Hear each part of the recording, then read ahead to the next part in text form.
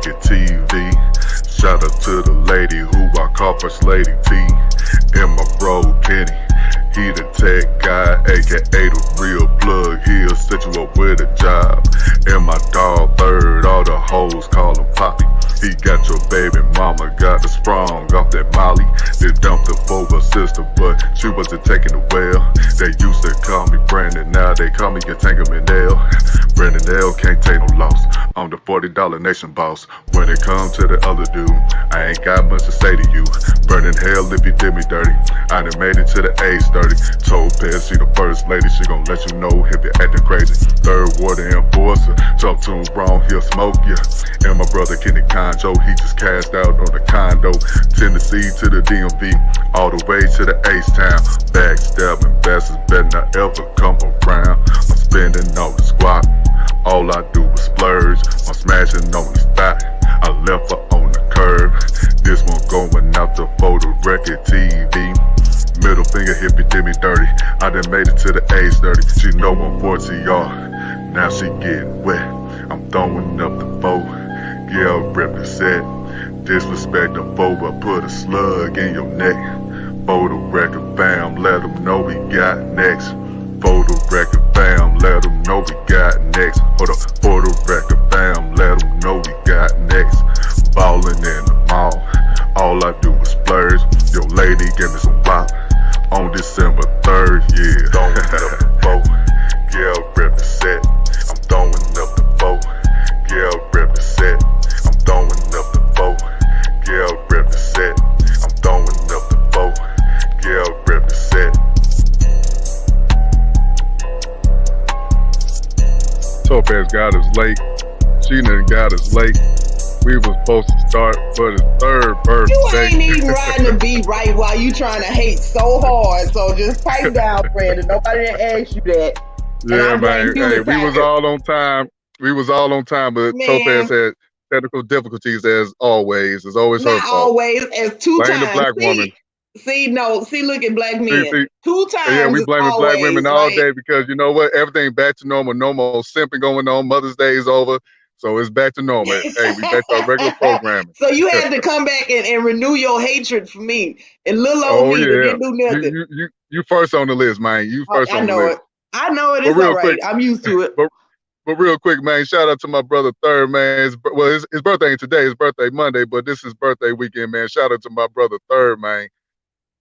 Yeah, I appreciate the love, bro. Appreciate it. You know what I'm saying? Like, you know, can't believe my birthday. Third. Appreciate that, sis. I can't believe, you know, my birthday Monday, man. You know what's crazy? It seemed like this, you know, like I remember when I had my birthday last year. Like now that it's like already here, I'm like, man, where the hell did this last year go? You know what I'm saying? Like it just went by so quick. But you know, I appreciate it. You know, I'll be the big 3-1 on Monday. You know what I'm saying? So you know, I appreciate the love, appreciate the support. You know what I'm saying? So I might do a little birthday stream on my channel, something, you know, play some music or something, you know what I'm saying? I might have me a little something. So, you know, you never know. But I'll definitely keep y'all posted, but appreciate the love though. Hey, you did a dope stream, and you know, I'm mad that I missed it. I was hella late because I forgot to tell you, I lost my damn phone yesterday. I had to get a new one. But yeah, so yeah, you had did a dope live, you know, DJ Third Ward, but you want to call it DJ Pop. I ain't calling you that. Hey, it's cool, bro. Hey, it's cool. It's cool. Yeah, I did me a little dedication music stream to, you know, my hometown of Houston, you know what I'm saying? Play nothing but classic Houston music. And, you know, I appreciate you for coming through anyway, Brandon, even though, like you said, you was late, whatever. I appreciate everybody that came through. Actually, quite a few people came through, even people that I didn't expect, but I appreciate the love and the support. And of course, I was almost like done.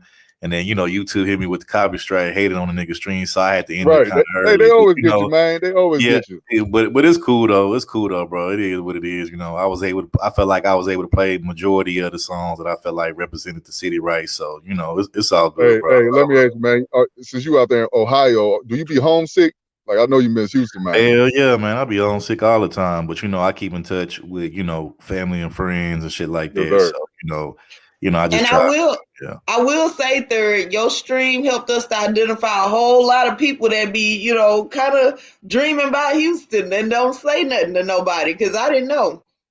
Yeah, man. You know how we do, man. You know, a lot of people just don't know, man. You know, a lot of good music come out of H-Town. You know, a lot of, you know, we definitely are some trendsetters in a lot of different ways, from the culture to, you know, just a lot of different things that we do, man. You know, where we talk, walk, all that kind of stuff. So, you know, it was just, you know, something that I felt like I had to do eventually, just to, you know, show the love for the city, you know what I'm saying, and just represent for the city. So that's what Hey, I I did. said, you know what? I ain't even gonna talk about it, but I got you now since y'all want to bring up Houston. You know the whole tiger incident. What happened out there, Topaz? A tiger was loose out there. I don't know. Like, okay, so I was at work, and then all of a sudden, like the news break app I have, right, just breaking news: the tiger's on the loose. So I'm like, see, this why, Wow. like, first of all, I don't go to the zoo.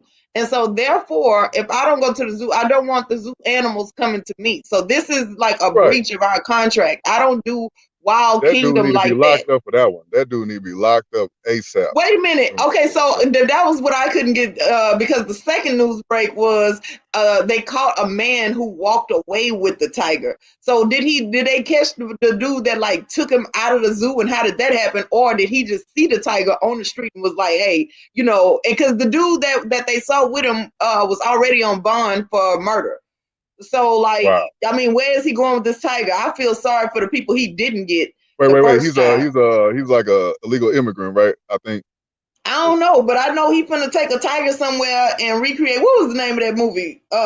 With Big Boy in it, and he saw Ottawa. somebody, huh? It's my Ottawa. What is that?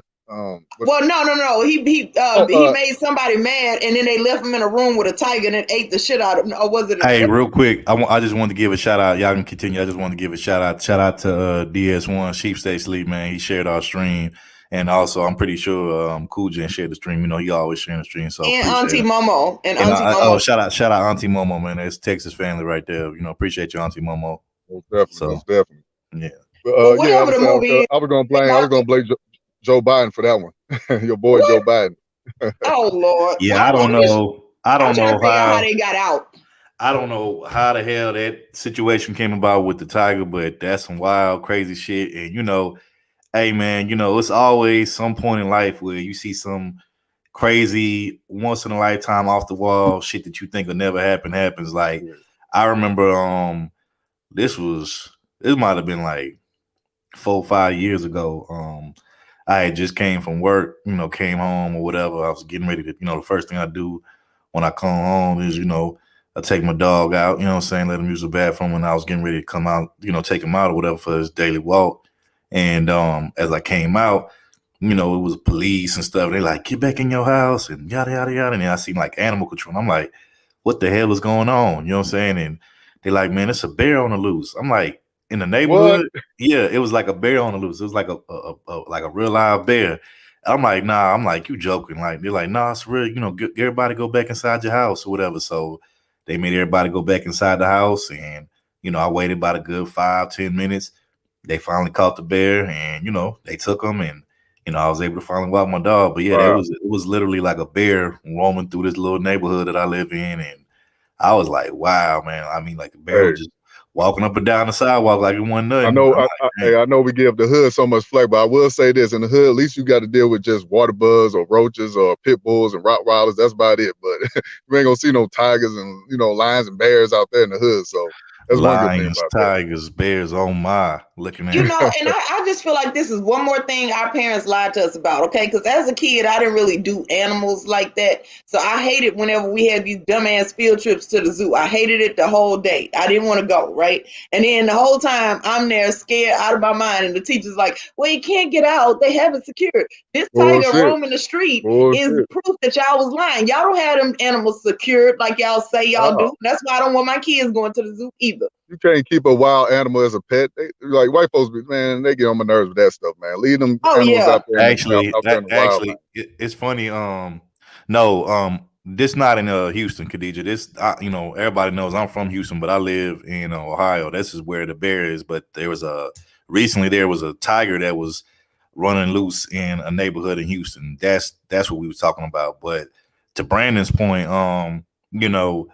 everybody knows, I'm from the hood stuff, but I went to a private school with a bunch of like rich kids and stuff. And even though, I wasn't poor, I probably was like the poorest person up there, but you know, because I went to school with But kids. he was the you know. richest in the hood. He was the richest in the hood. I though. I wouldn't even say I was the richest, and I would say we were just like, you know, we had enough. I'll say that, but Right. you know, I went to, you know, school with kids who, you know, their parents were working in the oil field, you know, oil business, and you know, doctors, lawyers, dentists, that type, you know, so they people had money. You know what I'm saying? So, you know, there's one dude who I knew at the school. He was like a couple grades ahead of me at the time. This white dude.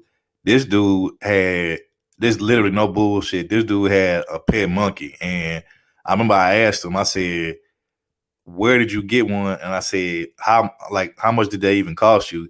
And he told me, no lie, that for that monkey that he got as a pet, he said, you know, his people spent 10 racks on that one monkey. I'm like, man, must be nice for, you know, just be able to drop 10,000 on a monkey like it ain't nothing. You know what I'm saying? No, Like, because why?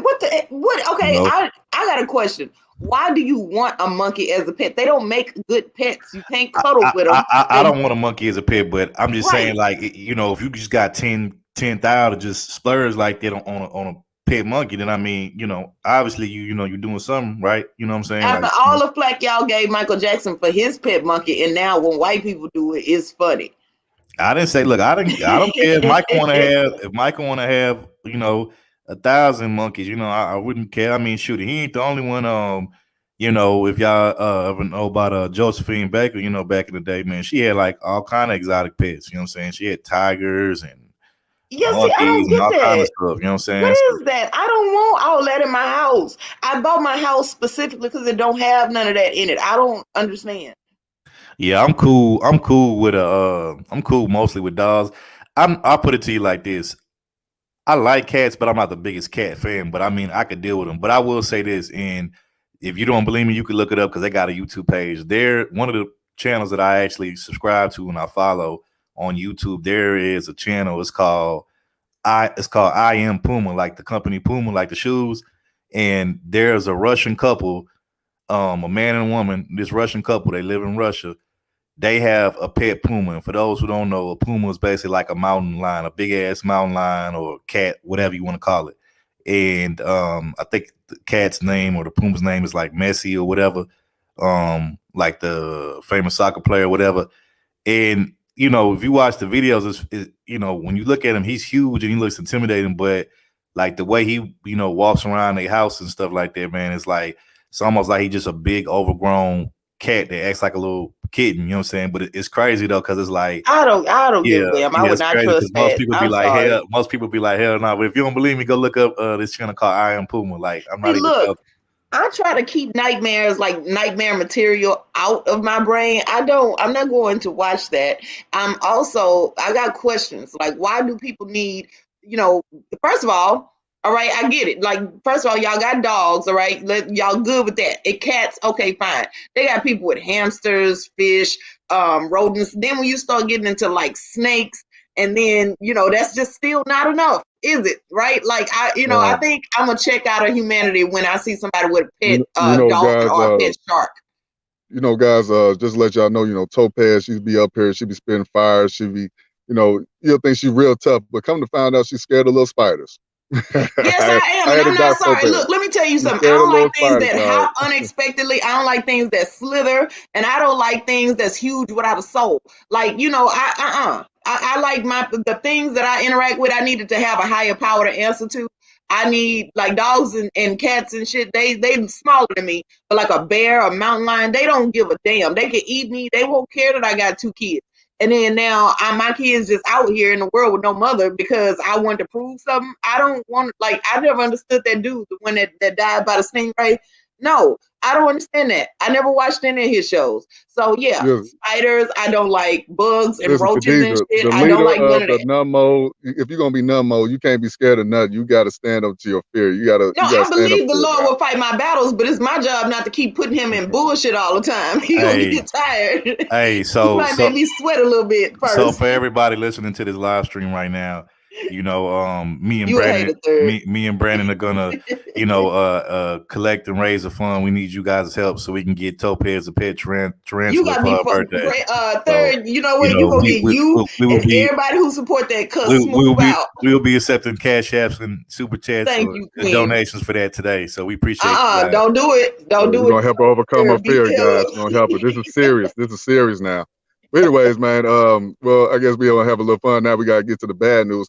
Well, if you want to Yeah. call it bad news, because you know, the rapper Lil Reese was gunned down. I guess 2 of his other homies in a carjacking out there in Chicago.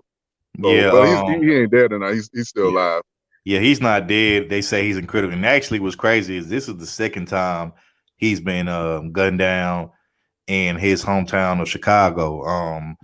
You know, it's crazy because it's like, you know, really to be honest with you, I mean, you can get God anywhere, but you know, you would think the one place you would be safe at is somewhere where you would call home and you know you grew up. But then again, you know, I forgot.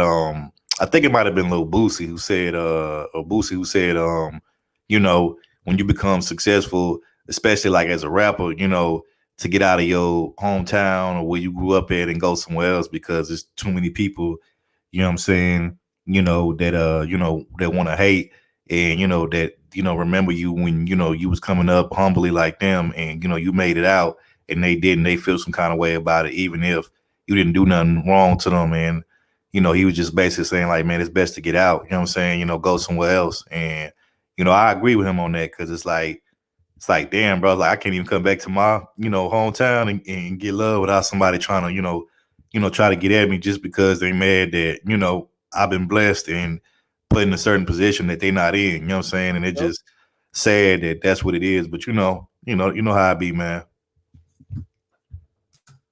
Yeah. I mean, but here's the thing. So there's a YouTube stream that is talking about like his criminal history. And I just kind of feel like I didn't look at it. I don't know, but was that just because he made it out or was it because he had engaged in some BS before he made it out? Exactly. Yep, I agree, Topaz. Exactly that. He's shout out to DJ Academics. He be calling him the Grim Reaper. You know, he be claiming he be smoking on packs. You know, they call it, you know, let's just say, I don't want to say dude name, but let's say somebody name, he'll say I'm smoking on such and such, saying that we smoked your homie. So what y'all gonna do? You know, talking about the ops.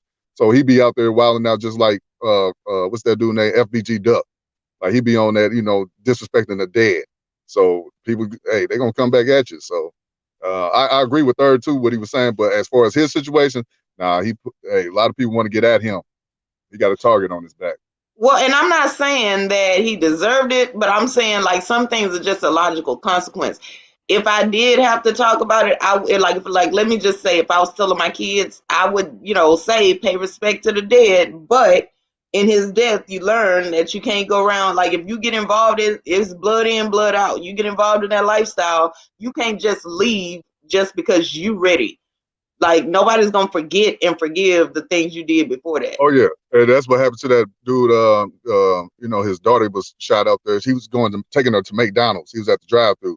Some dudes shot at his car, but ended up hitting his daughter. But come to find out, he was pissing on somebody's homie grave.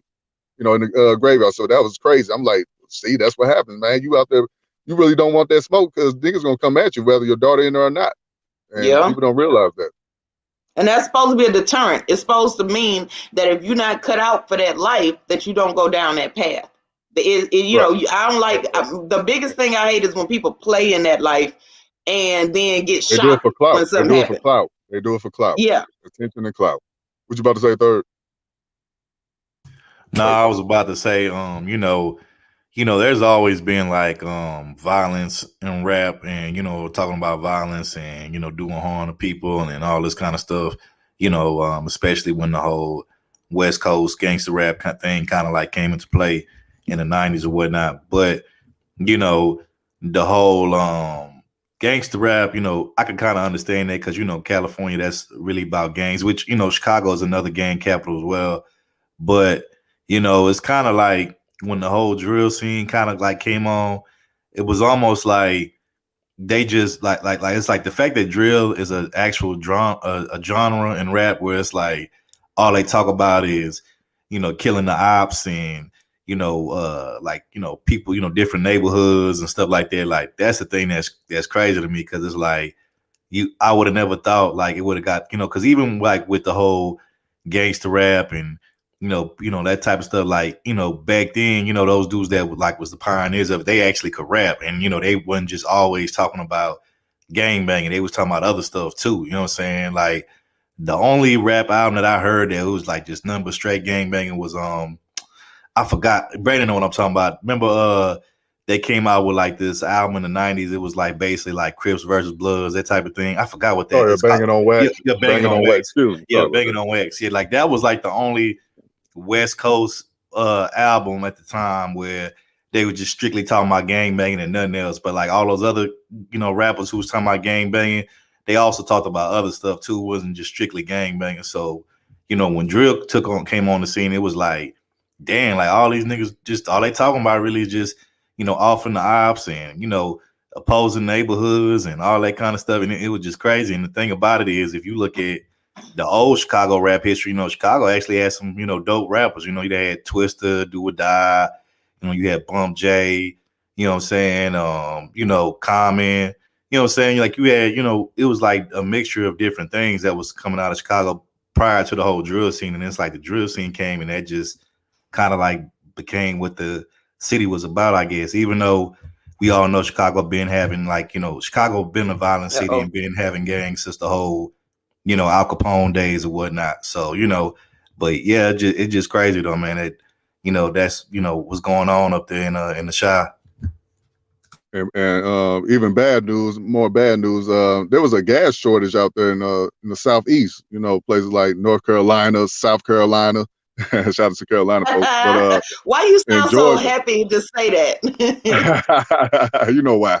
But no, man, it was a gas shortage, I guess it was something called a ransomware attack. They got into the system. What's that? The colonial pipelines. They shut that down, and people was panicking. They used all gas cans and stuff to, like kind of like when the whole COVID-19 happened. Everybody was loading up with tissue and water and all that. So people was doing this with gas. And I'm like, why is you doing that? You could start a fire at your house. You could, if you get in an accident, that whole thing gonna blow up. So that was crazy. But yeah, because where they gonna put it? Like, if you're not used to stockpiling on gas like that, you don't have no approved containers for this to be in.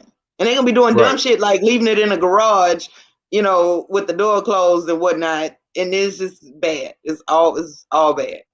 And I want we play this little clip for y'all, get a little image of what was going on out there. During this gas shortage. Oh, here we go. At this QT in Woodstock, drivers pulling in to get gas quickly realized most of the pumps were empty.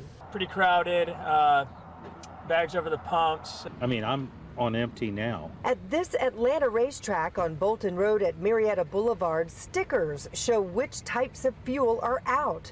A scroll through GasBuddy.com shows there are plenty of stations that do have gas, but they're typically the pricier locations. We just need people to remain calm, just give us a few days. Governor Brian Kemp today signed an emergency order that will suspend the state's gas tax through Saturday because of the cyber attack that shut down much of Colonial Pipeline's network. The governor said this is not the time to fill up every portable gas can you own like we've seen some people do. My message to people is everything that we're doing, we will let you know if this changes, but they are saying that this is going to be a short-lived problem. The suspension of the gas tax is only through Saturday of this week. So we feel like it's very temporary. Drivers hope he's right. I need to go to the store, and I'm going to the doctor's now, and I'm not sure I'm going to get there and get back. We'll see what happens. I don't know. I'm pretty optimistic about it. Yup, it's about time to get some Tesla vehicles, them electrical cars. Hey, buy some electrical car stocks out there. Invest in electrical cars. So, yeah. Well, I would, but we don't have enough charging stations. Like, it's only certain select places in the city that have charging stations. But honestly, I want an electric car. Oh yeah. Me too. After this, hearing this, I didn't think this would ever happen. I know we can run out of tissue, but I didn't think they'll stop the gas, you know what I'm saying? But That was crazy. And somebody said Virginia. Yeah, shout out to Doug. Yep, Virginia got hit too. He said I guess they could only get 87 octane. That's all they could get. Shout out to Joe Doug. What's happening, brother? Okay, so I got a question.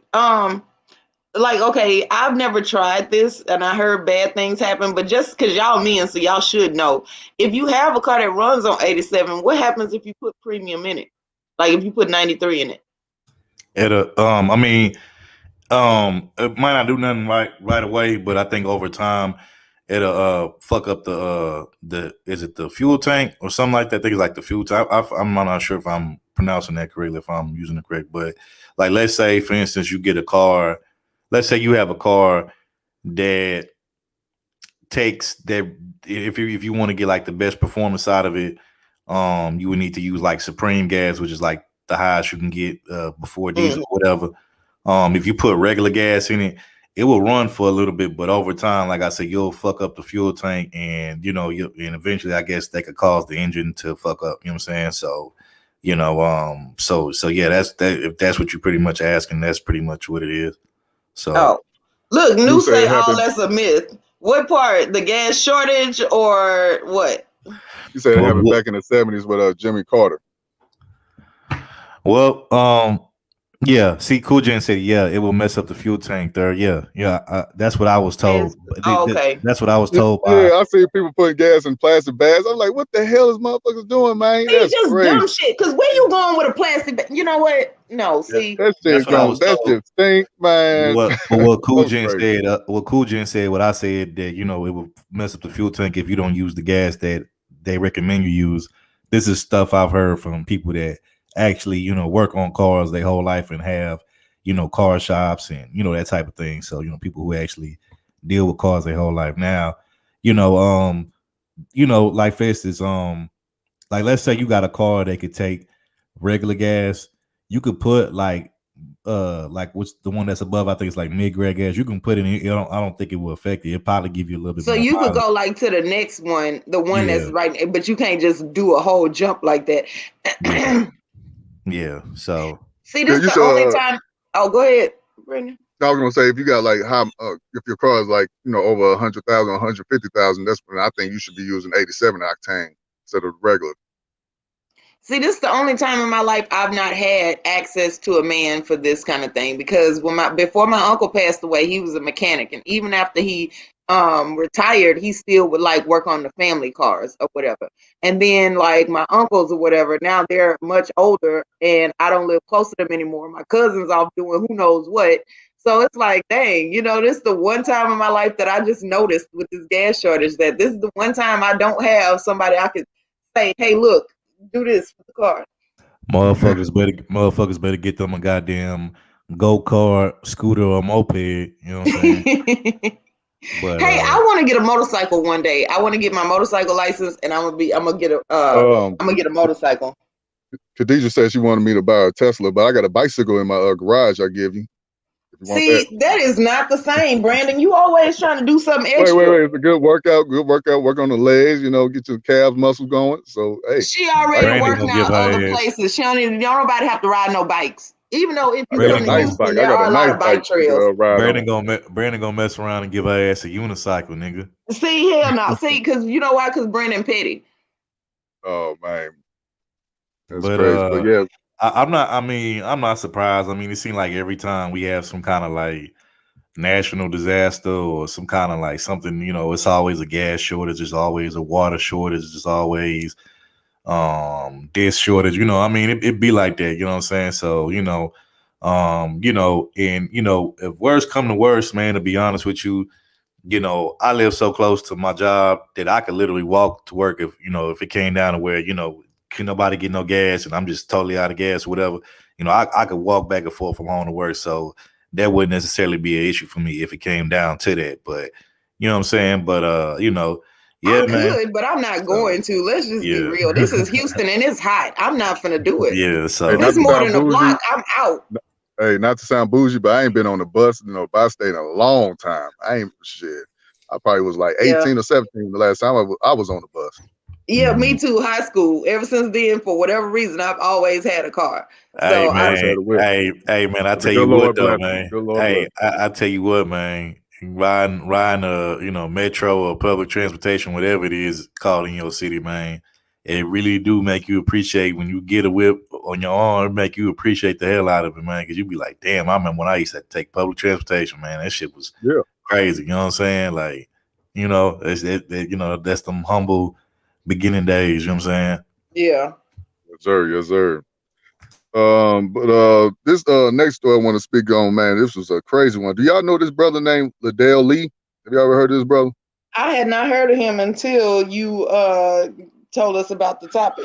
Oh, real quick, bro. Before you move on, I just want to say one last thing about the gas thing, right? One last thing. So, I read a story that, there was somebody who I guess stocked up on some gas, before this whole gas crisis thing hit, like a little bit before it hit. And you know how people be buying them little gas, cans or whatever. And they had like a whole bunch that they stocked up on, and they had them in their car. And it was somebody, I guess, who had like a Hummer or something like that. And, it was outside, or whatever in the sun or whatever. And that motherfucker caught on fire and blew up from what I heard. Like they got pictures of it and shit. I don't know if you know what I'm talking about, Brandon. You seen it? You seen that story? No, I never heard about that, but I could believe that. I definitely could believe that. Yeah, man, that shit was crap, man. That damn Hummer was burned to a crisp, bro. I'm like, damn. Yeah, you got all that them gas tanks, gas cans in your car filled up with gas, and one little light, fire is gone. It's blowing up. Shit. Yeah, that shit was hella crispy. I was like, damn. That's why you're supposed to have approved containers. And y'all heard the little news lady voice. She was like, it ain't time for you to go putting it in every container you own. Like, she was really irritated, and I can see why, because stuff like that. Shout out to Snuggles, man. I appreciate you for coming through. I be seeing Snuggles, other places, but I don't never see Snuggles. I used to question Snuggles. I'm like, is Snuggles a female or male? Dude's like, no, this is a girl, man. That's a girl. I was like, okay. Well, hey, Snuggles, but it's not morning. Yeah, word on the street, Snuggles is a woman. So shout out to Snuggles for coming through. I appreciate it. You can't have no name being no nigga, man. Yeah. Man. Shout out to Snuggles, man. Men who know about cars. Wait, no, men who know about cars, even if it's just putting on some brakes, are a blessing. They're amazing. Is what we was in the chat talking about. Hands on. That's right. Yeah, and then one G's, I heard this name recently. Yeah, you know a lot about cars. You're gonna save a lot of money, man. A lot of money. Yep. And hey, Perfectibliss, welcome back. Well, here's the thing. Now the way, people who know how to work on cars, like you said, they're gonna save a lot of money regardless. But with all of these cars now being so technological, so to speak, and being on some digital shit, now there's certain things that you're gonna have to take your car to the dealership for, because you just can't do it yourself. You know what I'm saying? So, and versus back in the day when you had cars that wasn't really digital yet, you could work on it yourself if you knew what you was doing. You could just cut the. That is true. The mechanic shops. Or instead of getting a man good with his hands, now you get a man good with computers. Yeah, that's facts. That is true. Shout out to the tech bro. But like I was saying, like, in order for you to work on a car that's the new cars that's like digital and stuff, you have to have like certain like for instance, like when you let's say you have one of them cars that has like a digital dash and stuff like that, like you have to have like the certain like I've seen them hook it up to cars before in the past that I've had.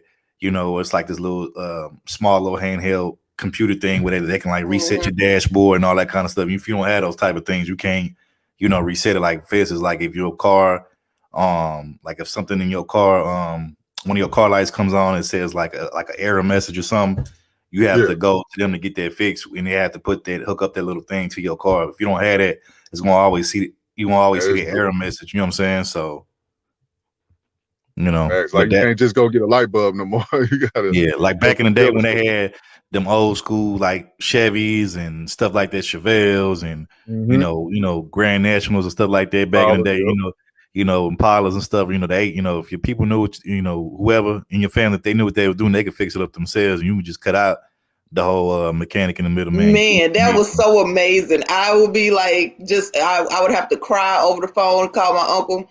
And be like, I don't know. It like this one time I was at college and like one of the belts bust or whatever. I can't remember why. I had done something. Most people I know, like old school people that's been around for a long time, they always say that in their opinion, and these are people who are like car collectors, people who work on cars, they always tell me like, because out here where I live in this small little town, from time to time they'll have like an old school classic car show where I have like old school Chevys and just old school cars or whatever and stuff like that. And Dodges and all that kind of stuff. And they've always said that to them, the best era for cars was like from like the 50s all the way up until like the 80s. You know what I'm saying? That was like to them, that was like the best time for like to work on cars. And it was like from there, it was just like, it kept getting like worse and worse from what I was told. So but we can go to the next topic. Yeah. We can go to the next topic, bro. No, Topaz, I thought she was going to tell a story.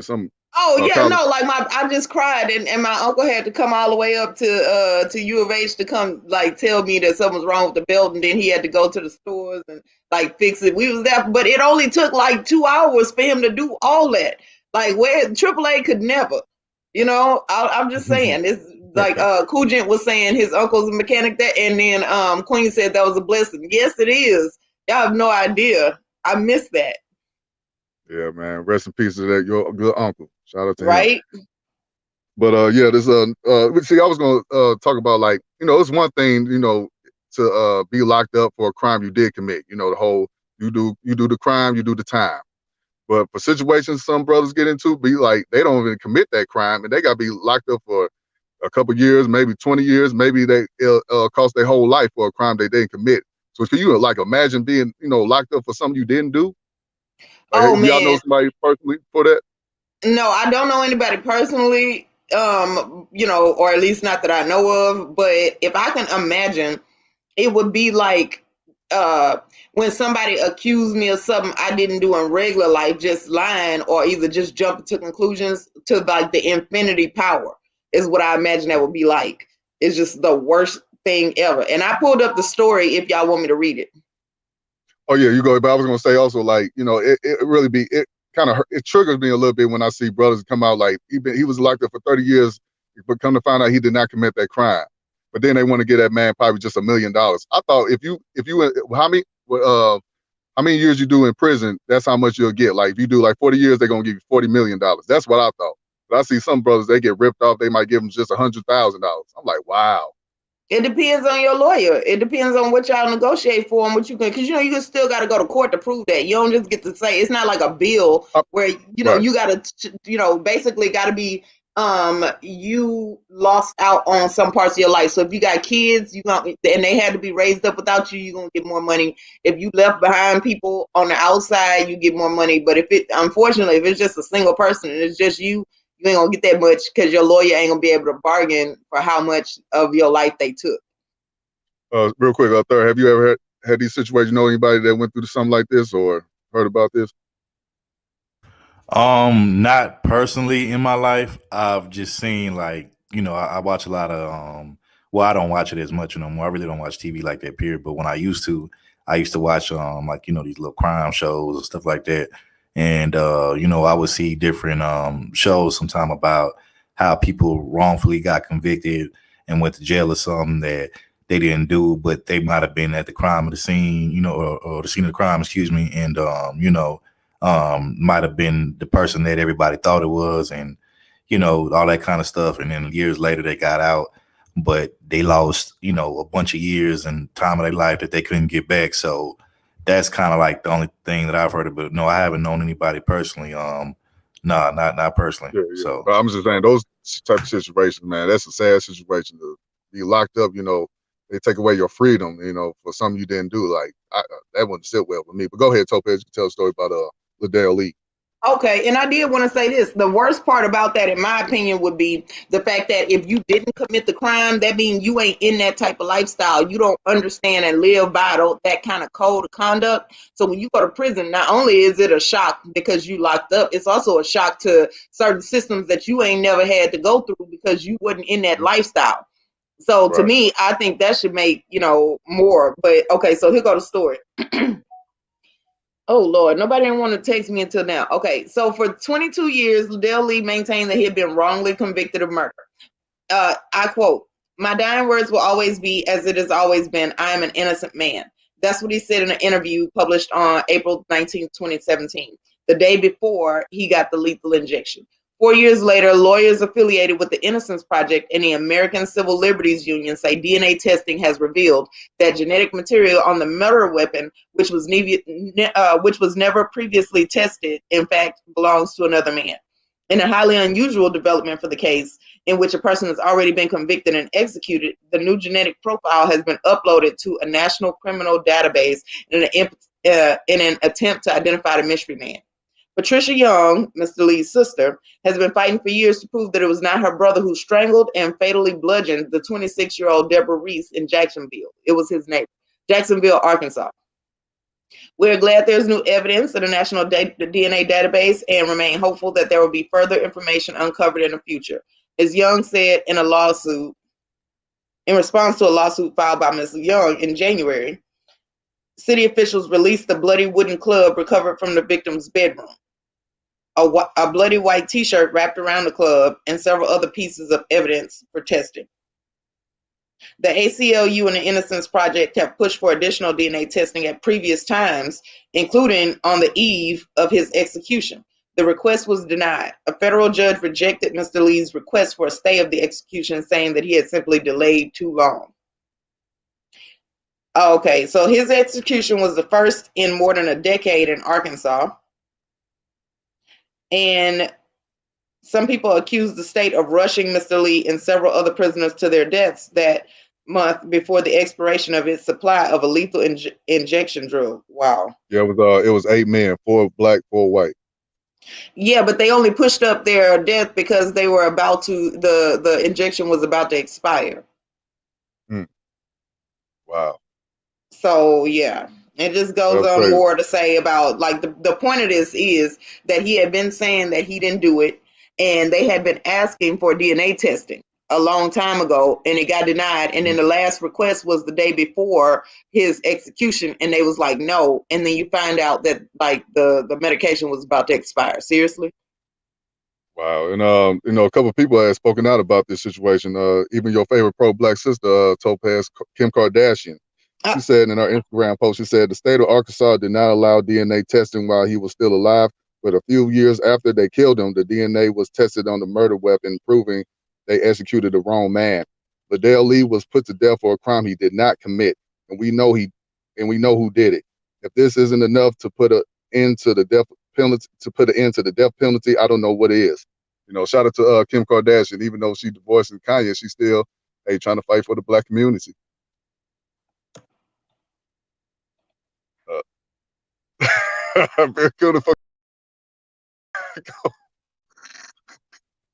Hey, Topaz, come on now. Don't be no hater now. Don't put my name. Look at this as an example, people.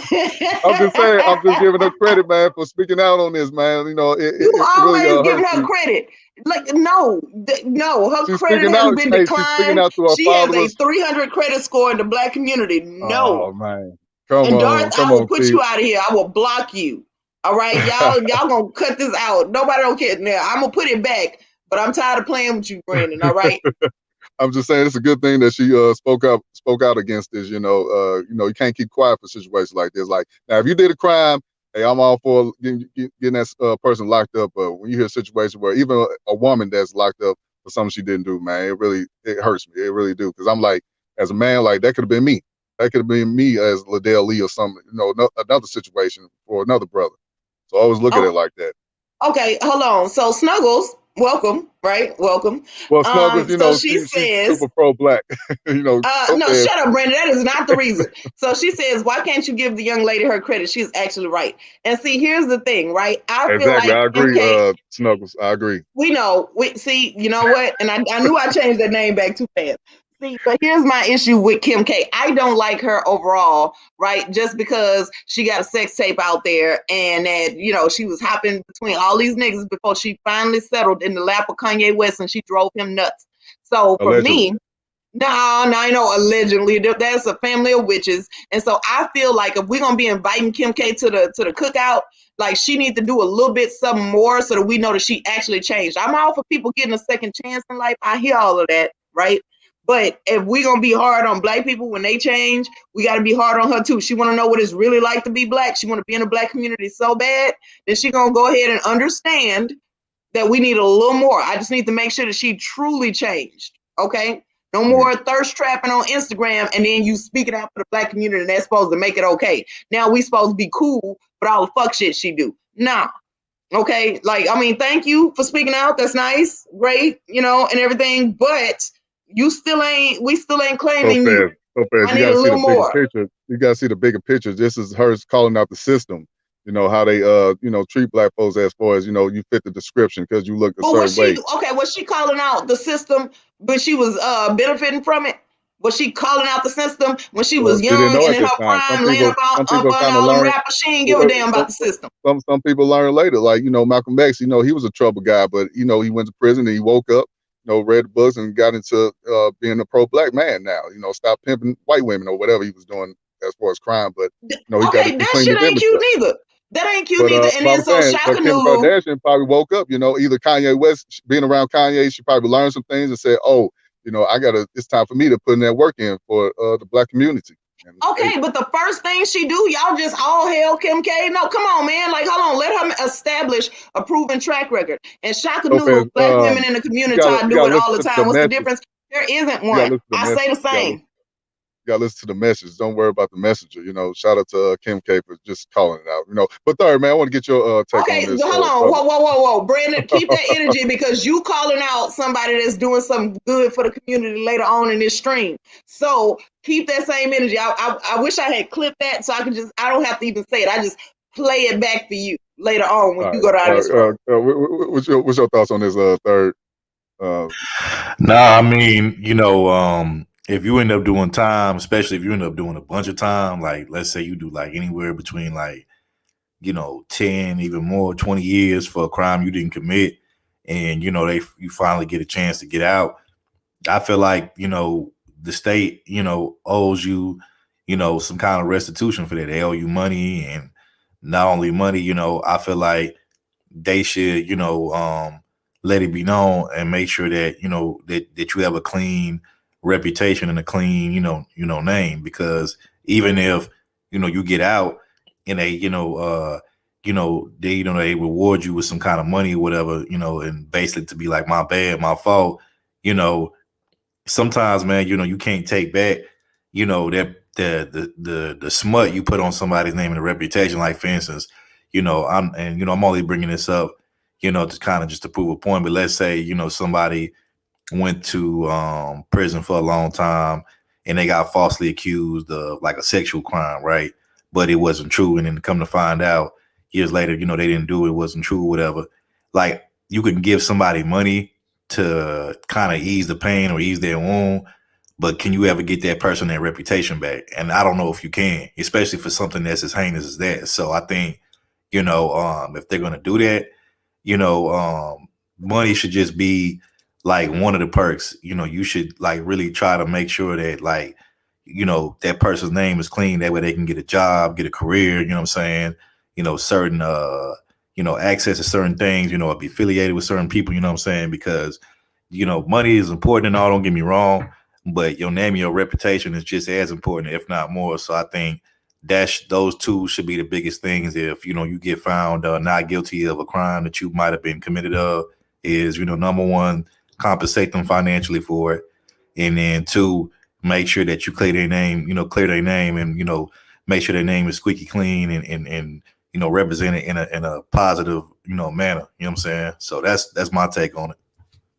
But like you said, you know, in his case, you know, he already been executed, so he's dead. So the family definitely need to receive a payment, you know, from the court system or something, because this is crazy. You know, I don't know why they didn't do the in that situation a long time before.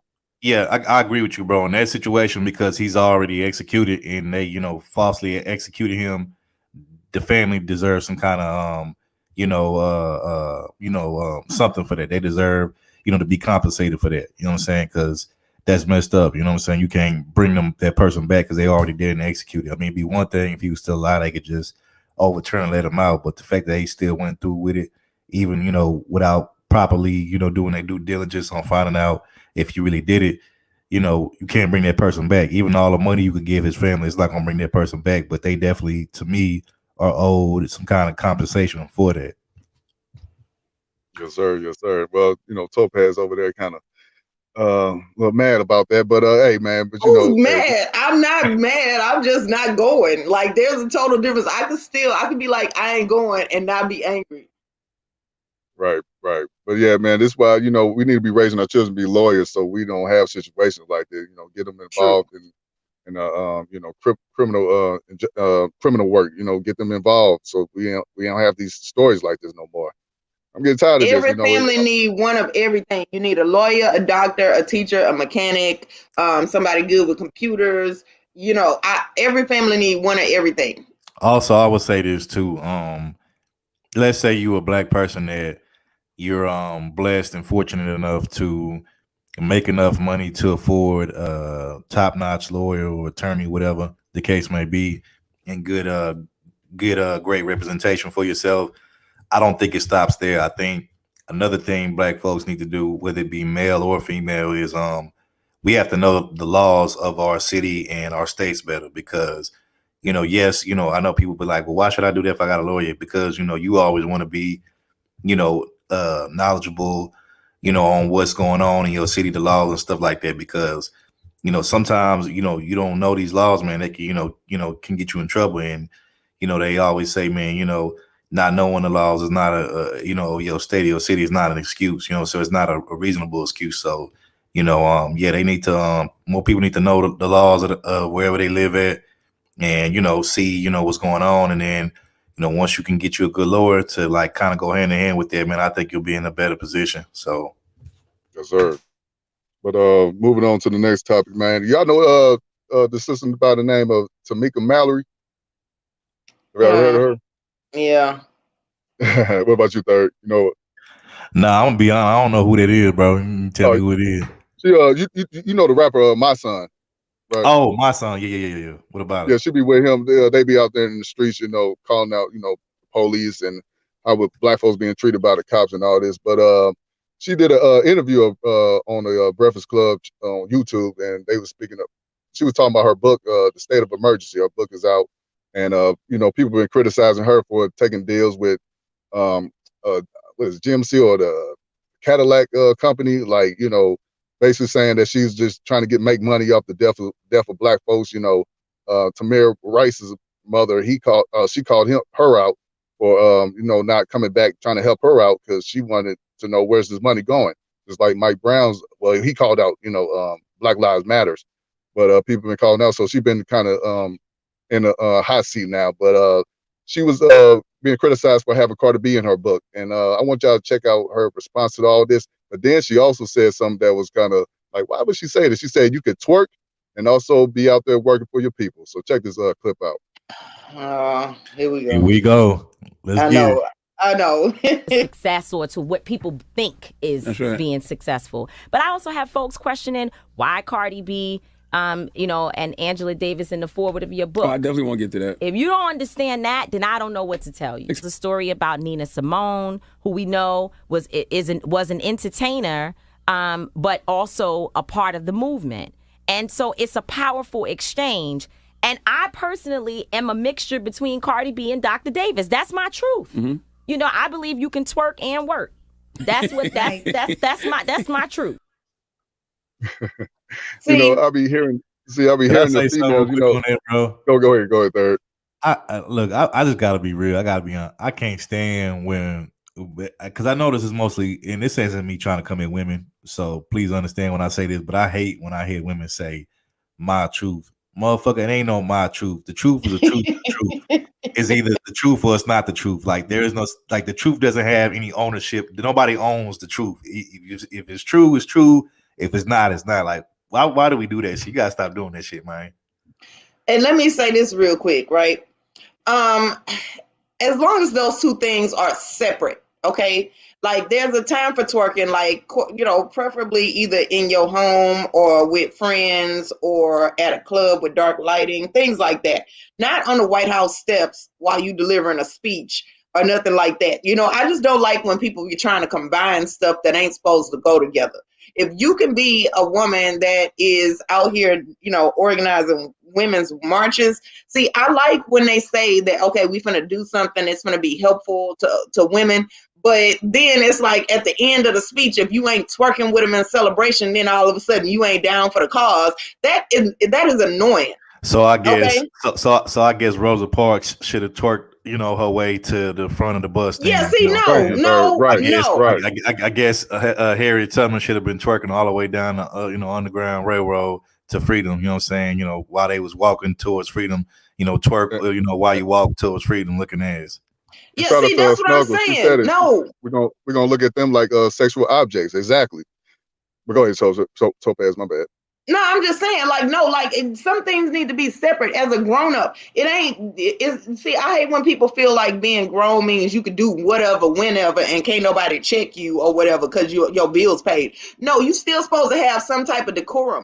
Certain things go in certain places. I just like having everything in its place. I don't like when people try to combine stuff all together. And let me say this, and I mean this in all seriousness. Look, you know, before y'all get to laughing, what I'm about to say, I mean is all said. Look, I, Third World Colombian, aka Suavemente Papi, I love twerking. I endorse it. You know, it's cool. I love it. Ain't nothing wrong with it to me. However, with that being said, there's a time and a place for everything.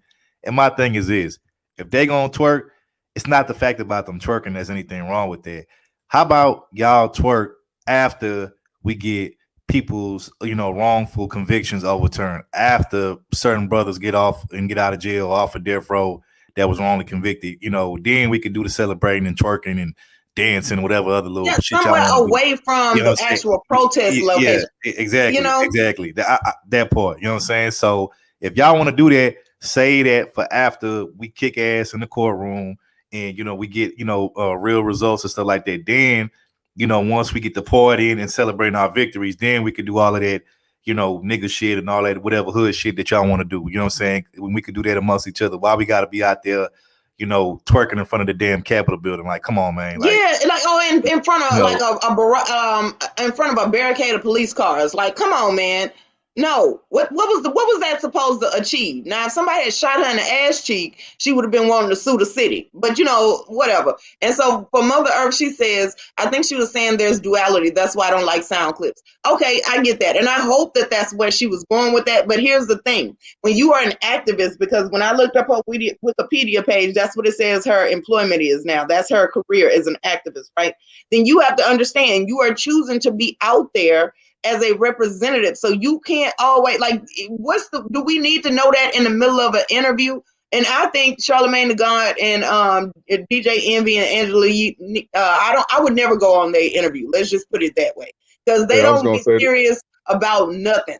They probably asked her that dumbass question. And I feel like they needed to have asked her a real serious question about activism, and then you keep the activism part where it's at, and then you keep all the twerking at the part where it's supposed to be. So they shouldn't have asked her that dumbass question, and then she needs to learn how to not answer everything. At this point, it's time for us to take back our image. You know, we can be serious. We can do work. My thing is this. Here's what I have an issue with.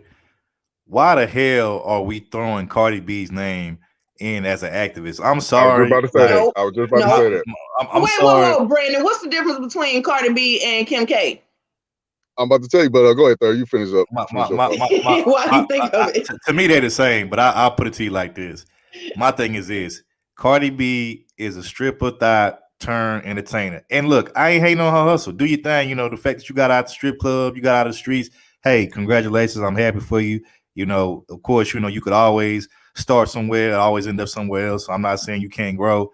But come on, man, to be looking at Cardi B like she's some kind of activist, stop it. And this is the same female that called, you know, a dark-skinned woman a damn cockroach on TV. So anything that she said concerning, you know, black folks, I'm not taking it seriously. Like, I'm sorry, I'm just not. You know what I'm saying? Y'all niggas could do that shit, but I'm not doing that shit. You know what I'm saying? I'm not going to take her seriously as no damn activist. Get the fuck out of here.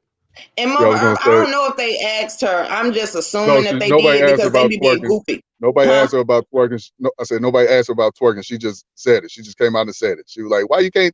I could twerk and work at the same time." That's what she wanted to do. Yeah. So my question Yeah, so who was asking her all of that? And like what was the point? Like I just really feel like, see, this is the thing, right? Like when you go to work and you're at a corporate location and they hire you as the first Black person, then you want to get mad when they bring fried chicken for the potluck all of a sudden, or they start then over the system, over the PA, it ain't all elevator music no more. They start putting rap in there. Like, see, stuff like that is because when she's saying that, she's telling people that Black people can't be somewhere and not twerk. Like we have no control over it. Like soon as we hear drums, ass just start moving. Like, and that's just, to me, that says that I don't have no agency, that I don't got no brain. I don't like. I got the perfect example. So, like for instance, like in the Black community, right? So when I was talking about how we could save all that twerking and all that the hood shit, nigga shit for like after we get our victories in the courtroom and all that stuff, and once we go back to where we from and celebrate amongst ourselves in our neighborhood and our community, right? It's kind of like, for instance, when, in the Black community, you have somebody that, graduates college, graduates high school, whatever. And, they come from a family that, maybe their family members, wasn't doing so good, or maybe they was in the streets, whatever. But you had somebody that graduated, you know what I'm saying? What we usually do, we usually throw a cookout, we usually throw a party, little kickback, you know what I'm saying? It might be a little weed smoke in there, it might be a little liquor or something.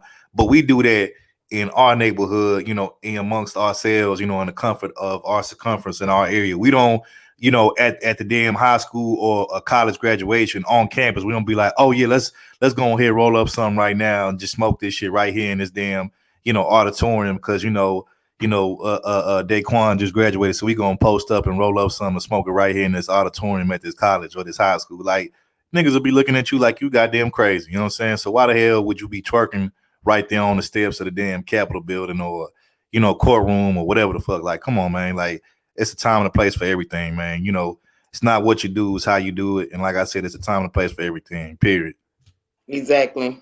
But to Topaz, she was asking what's the difference from Kim K and Cardi B. But the difference is this: Kim Kardashian is not out there doing the sex tape thing no more.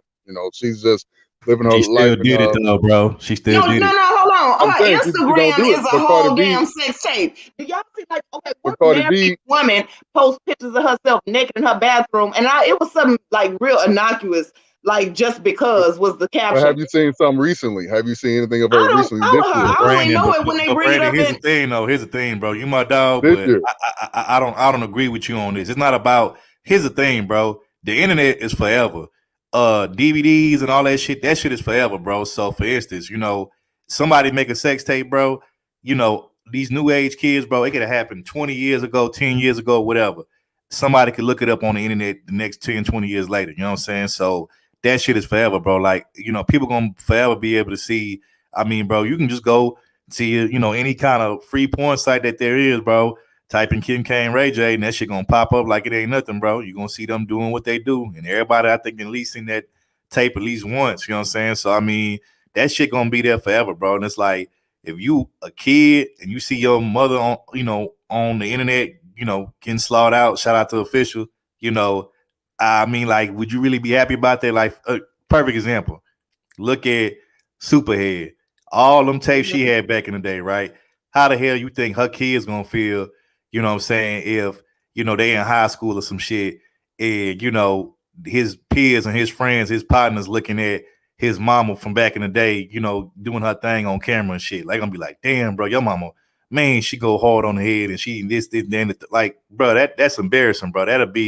I'd be pissed off. I'd be like, man, hey, chill out. You know what I'm saying? But that's what happens when you put yourself out there. Look, I'm not saying that as a grown person, you can't, if you and your partner want to get intimate like that, make little personal little sex tapes to y'all, hey, that's y'all business. Do what y'all do. But just make sure that shit don't get out there and get leaked. You know what I'm saying? If you're going to have one, y'all have little personal ones for yourselves. But, make sure that y'all both have an understanding that y'all don't want this out there on the internet and in the public, because once it's out there, bro, it's out there. Ain't no taking that shit back. The internet is forever, bro. You know that. Hold on one second. I'm agreeing, but go ahead, Brandon, and I'm gonna go after you. I'm agreeing with y'all was saying, but she's not promoting that stuff. Cardi B is promoting sex culture, thought culture. She's promoting telling women to go out there and have sex and get some money. Kim Kardashian not saying that. Kim K way older than Cardi B too. You ain't look. Was the super? Even in her younger days, she never told young girls to go out there and do the whole thought culture. Hold on, bro. Superhead, her little sex tapes back in the day, that shit didn't get promoted. That shit just got passed around. It just went. She did promote it. She got a book. She got a book. Well, she eventually, but I'm saying before the book came out, those tapes was going around, and then it just spread. And once the internet and the digital age came up, that's when it just went around. So you don't necessarily have to promote something for something to get around. Especially, like I said, a tape is a tape, bro. Once that get out there and it get put on the internet, it's gonna leak to many different sites, bro. You know what I'm saying? So I don't agree with you on this one, bro. But my thing is, why is it's wrong for brothers to uplift Kim, but the women could uplift Cardi B?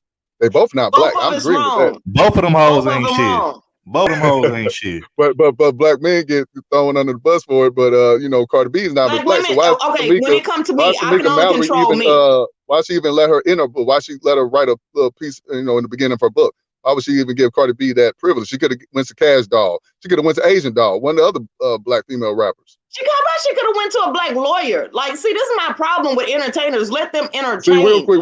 Hold on, bring them into politics. That's the next clip I want to get into next. If you could play that next clip, this last clip. Okay, but hold on. So Snuggles, I realize you riding hard for Kim K. I get that because I see you in a lot of the manosphere circles. I completely understand y'all love for Kim K. But what I am saying, she could be doing something now that's considered helpful. But I don't know her intent until I see the body of work. Give me a second. Just because she won y'all over, I'm holding out. And also I hold out on both of them, on Cardi B, on Superhead, on Kim K, all of them. Because when you do certain things, it don't just automatically go away because you decide you want to change later.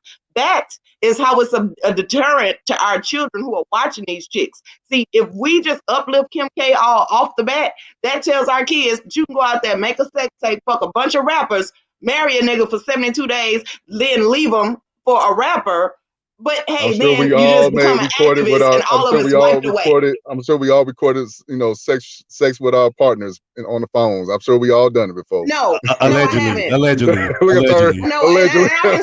can say, honestly, I haven't, because certain shit you just don't do.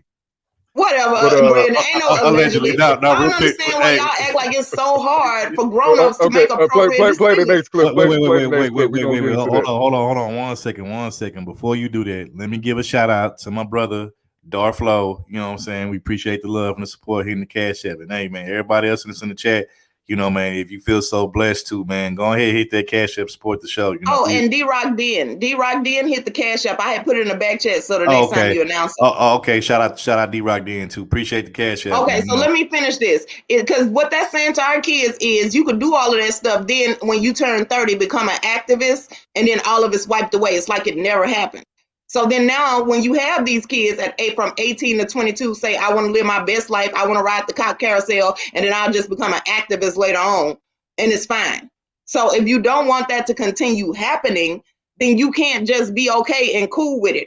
And so, all these little comments like this one, some about I'm not thinking logically. No, I am thinking logically. I'm thinking more logically than a lot of people who are mentioning this, because what you are telling people is that what Kim K did in the past is wiped away. It's clean. Look, Jesus washes you white as snow, not me.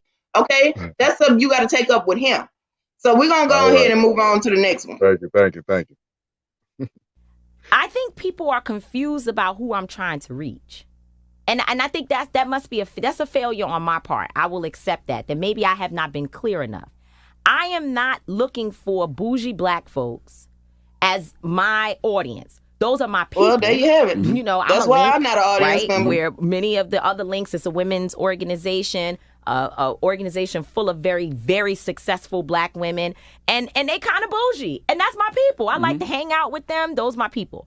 But that's not who I'm looking for. I'm out here trying to reach Ray Ray and Keisha on street corners across America, right? Ray Ray and Keisha watch Love and Hip Hop. They listen to Cardi. That's where I have to go in order to get the people, because the central component of my work at Until Freedom, the organization that Linda Sarsour, attorney Angelo Pinto, and our boy, my son Lennon, my brother, that the organization that we co-founded, the central component of it is that the most marginalized people, the people who are impacted the most, have to be at the center of the solution. That they are that's the voice that we have to uplift.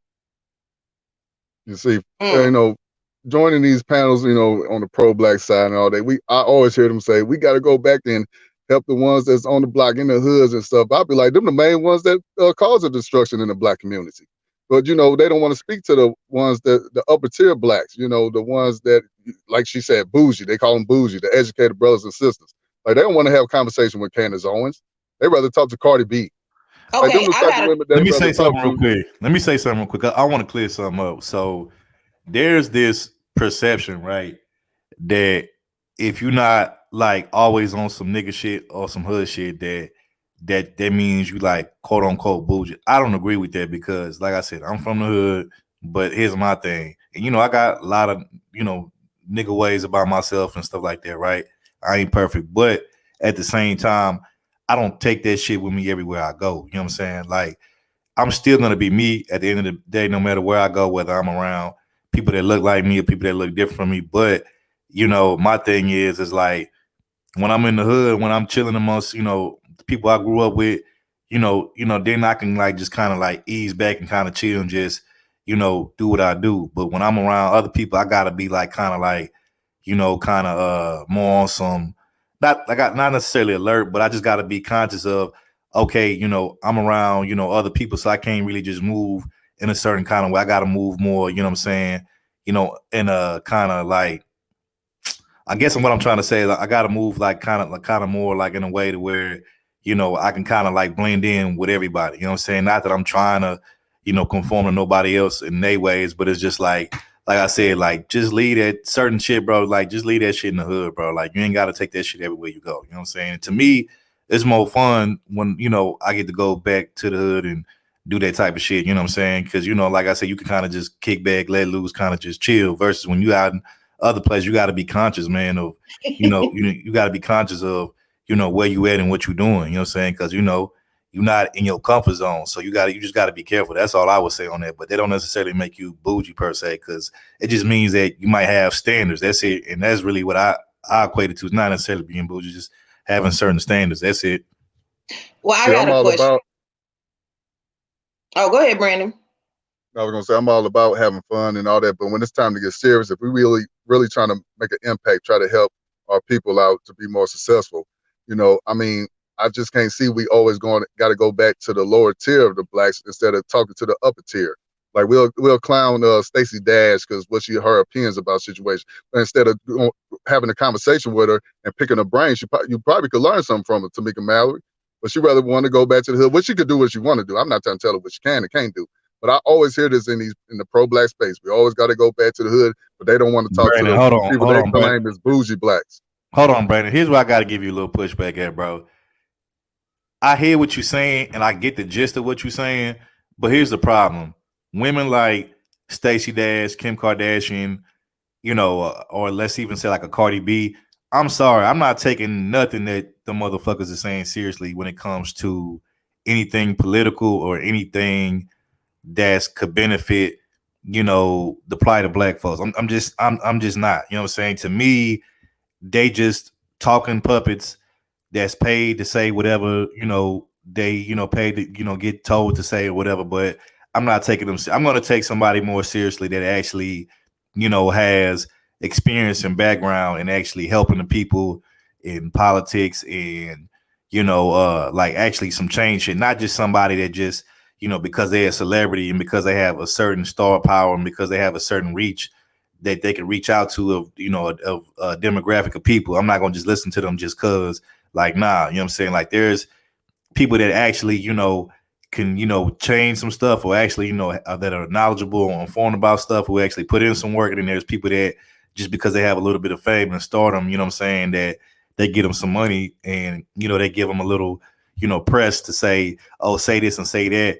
And, it'll gain followers and stuff like that, which I get. That's the power of being a celebrity is, you can get masses of people to kind of like, see things your way just from being who you are and, your name and your cachet. But there's a difference between it being genuine and not being genuine. I think most celebrities, when they throw their head into the political arena or to helping people out, it's not necessarily genuine from what I see. It's more or less to just get their name out there, keep it relevant, keep it popping, gain more followers, and maybe because it's a big ass check they're getting behind it from somebody. That's how I feel about it. Just me personally. No, see, I can respect you because you go after everybody. Like, you ain't giving Kim Kardashian no pass. You're not giving Cardi B no pass because of their past, because of their background. But I'm saying, though, Tamika Mallory, if I tell her, hey, why you over there talking to Cardi B? Why you trying to make her the image of black women? She's not no good image for black women. She's a stripper. And she'll be like, don't bring up her past. We got to stop judging folks on what they did back in the days. But I'm like, but y'all do the same thing to Stacey Dash, because what she said on Fox News, but she out there reaching for help saying, hey, I want to help the black community. What I was saying back then was asinine. Now it changed my life. I want to return. But they'll decline her, but they didn't want to be cool with Cardi B. And she's not even a black woman. Well, the problem I have with what she said is, okay, so just because the hood is listening to Cardi B, now you're going to become part Cardi B to reach them. So you playing a role. That ain't even who you are. Or if it is, then just say that like you're also upholding stripper culture. So for me, she's not getting the point. What she said. She said you can put the work in and twerk at the same time. But she's not getting the point of the black community. Like, yeah, we could twerk at our family functions, I guess, or whatever, if y'all feel like that's what you're supposed to do it at. But the thing is, that isn't all we do. As black people, we can do more than that. To be real, like, the protests, when we out there, marching and stuff, what do you see? Women out there twerking in front of police officers. Yeah, but I'm talking about... Like, if I'm a cop, but I'm saying, if I'm a cop and I see a woman twerking in front of me, I'm not thinking about I want to help black. I need to stop shooting blacks. I'm thinking about smashing something. That's why it shouldn't happen. And that's what I'm saying is you don't go to for me, being an activist, as a black activist, you are supposed to get the hood to stop listening to Cardi B. You don't go back and tell them the shit they want to hear just to get their vote. That's using them. You go back and you tell them the truth, because the world ain't embracing Cardi B on no serious shit. They embracing her to watch her shake her ass on TV for their pure entertainment. Niggas jack off to Cardi B. They don't listen to what she's talking about. And then the last thing I wanted to say was, like, Cardi B doesn't even have an education. Why are we upholding that as a black people? Why is that? Now, I mean, yeah, she can be an entertainer. That's cool. Prime time, you ain't shit, man. You ain't got to worry about your bills being paid, none of that. That's cool. But you don't influence the real shit. Like, you go over there and twerk when it's time for the halftime show. You don't come over here, so you go back and you tell the hood the truth. The world looks at Cardi B as an entertainer and nothing more. We upholding her, listening to what she got to say on politics, because why? Oh, since she got a couple $1 million now, all of a sudden, that's what you want to aspire to. Get it by any means, huh? No integrity, nothing. So I guess...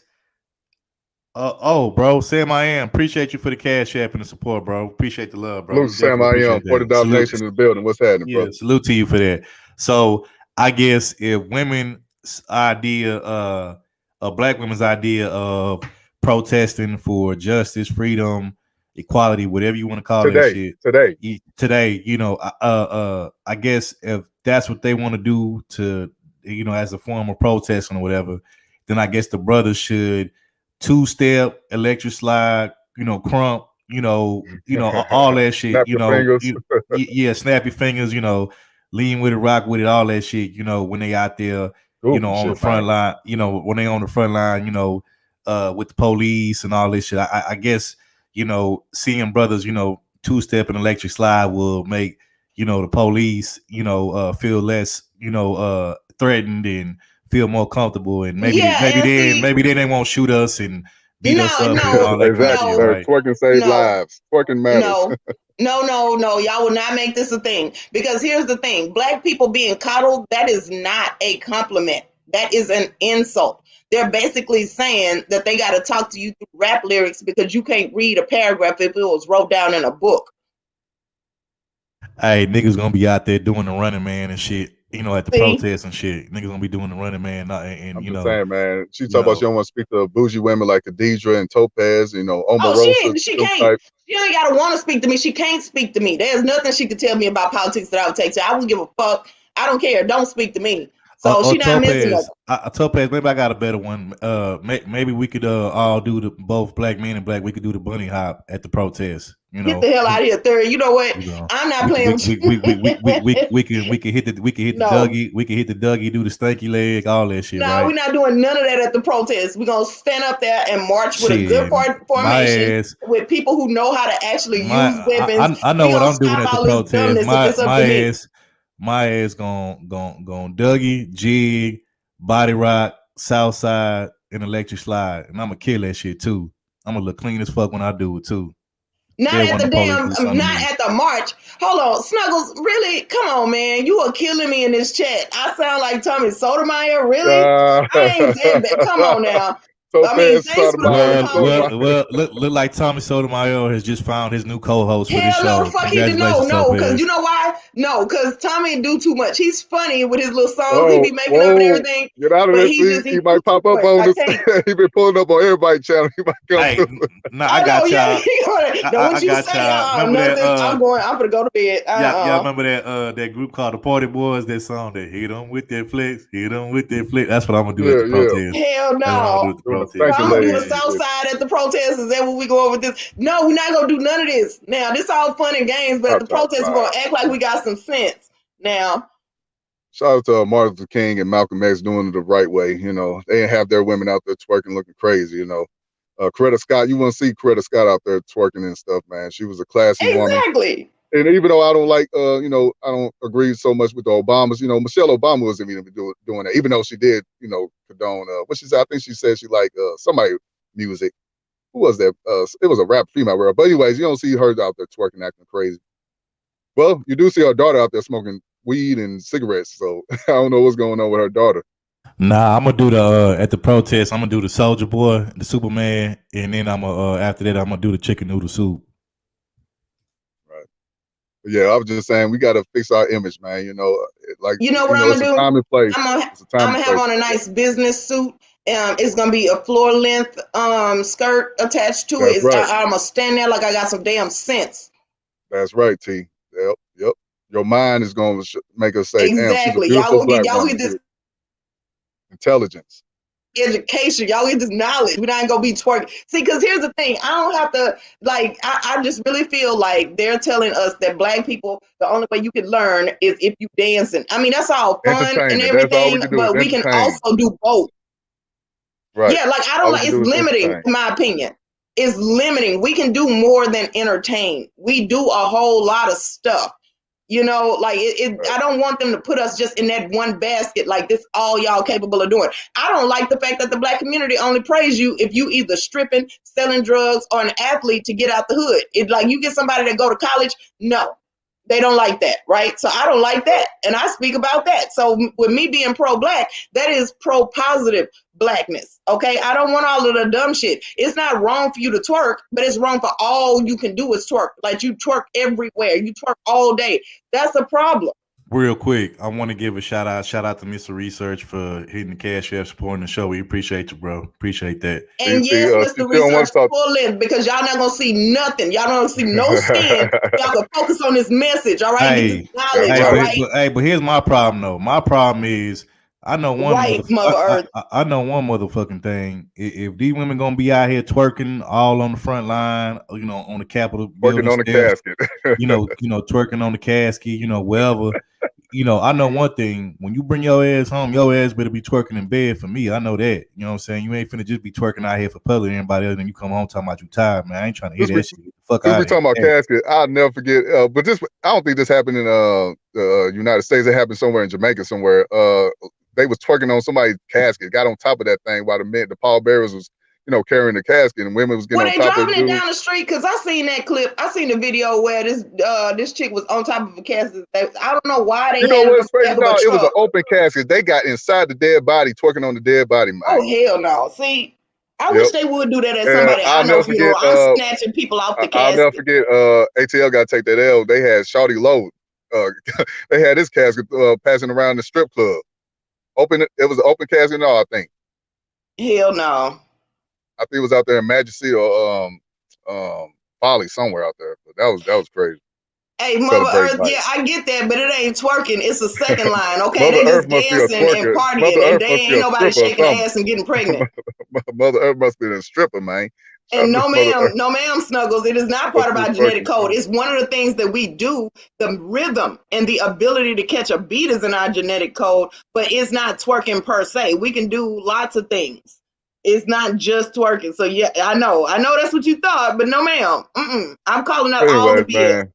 Hey, well, that was a good conversation. I can't believe Topaz she went in on the Kim K situation. I thought we was gonna laugh and leave. No, see, that's what you get, Brandon, because you should have known. Hey, real quick, highlight my comment, put it on the screen real quick. Hey, I'm just saying, if you could twerk, if you could twerk, oh my bad, I meant to say if you could twerk in the streets, you could twerk in the streets. I mean the sheets. So you know what I'm saying. So that I mean, like I said, I ain't trying to hear when you bring your ass home. You talking about you too tired to twerk at home. Listen, but Third, you know what people heard. If Third, in your comment, you know what people heard is, okay, I can twerk in both places. Like old girl, like the Tamika chick. They just gonna be like, okay, so if I come home and twerk for you, I can twerk everywhere. No, that is not. All I'm saying is, if your ass gonna twerk in the streets, but you coming back to the crib talking about you too tired to twerk, hey, stay your ass out there in the streets. Then don't come to my crib because I ain't doing that. You know what I'm saying? But let me say this though, I could see Topaz on the Capitol steps building, twerking for justice to some damn bounce music, to some goddamn doing. I can see you having me fucked up. Your ass gonna be out there. Your ass gonna be out there doing the.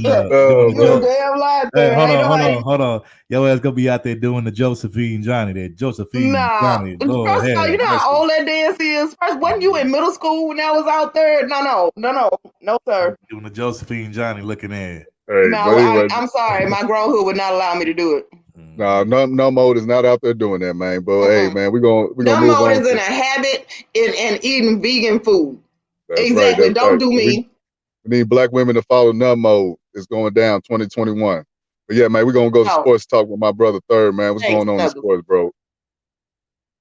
Oh, looks like you got a fan, Topaz. Snuggles said, yeah, finally had to win Snuggles over. She was riding me hard earlier. I was like, first of all, I ain't much do nothing to you. But all right. Snuggles is cool. I give it to her, man. She, Snuggles is cool.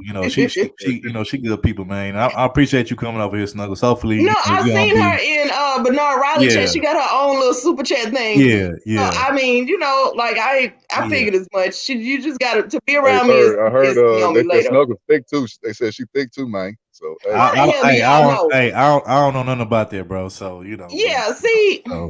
But all I know is, I don't know nothing about that. All I'm gonna say is appreciate you, Snuggles, for coming through, and don't make yourself strange. And she ain't said she ain't giving you no. See, you see what Brandon do? He found out she's a woman. Now he's assuming that she's a black woman. Now all of a sudden she's drinking Hennessy. I got $40. I got $40, man. You no reason to believe that, Brandon. That's your own prejudice, and you need to cut it out. Khadijah put me on the friend zone, so I'm back on the market. So. All I'm gonna say is over here for the Record TV, we do appreciate new people coming through, supporting and subscribing to the channel. So we appreciate y'all, new people that's coming through, and of course, our loyal supporters, the day ones, the usual suspects. We definitely appreciate y'all too. So that's right, Becky's only, Snow Bunny's only. Shout out to Kim K. Topaz just being a hater. And Kanye will choke the shit out of you, right? All right, let's get into some sports with my brother Third Ward. Down. All right. So sports, man, right now. So I'm gonna start off with football, NFL. It's off season, nothing much going on. The draft just came and went by about a couple weeks ago.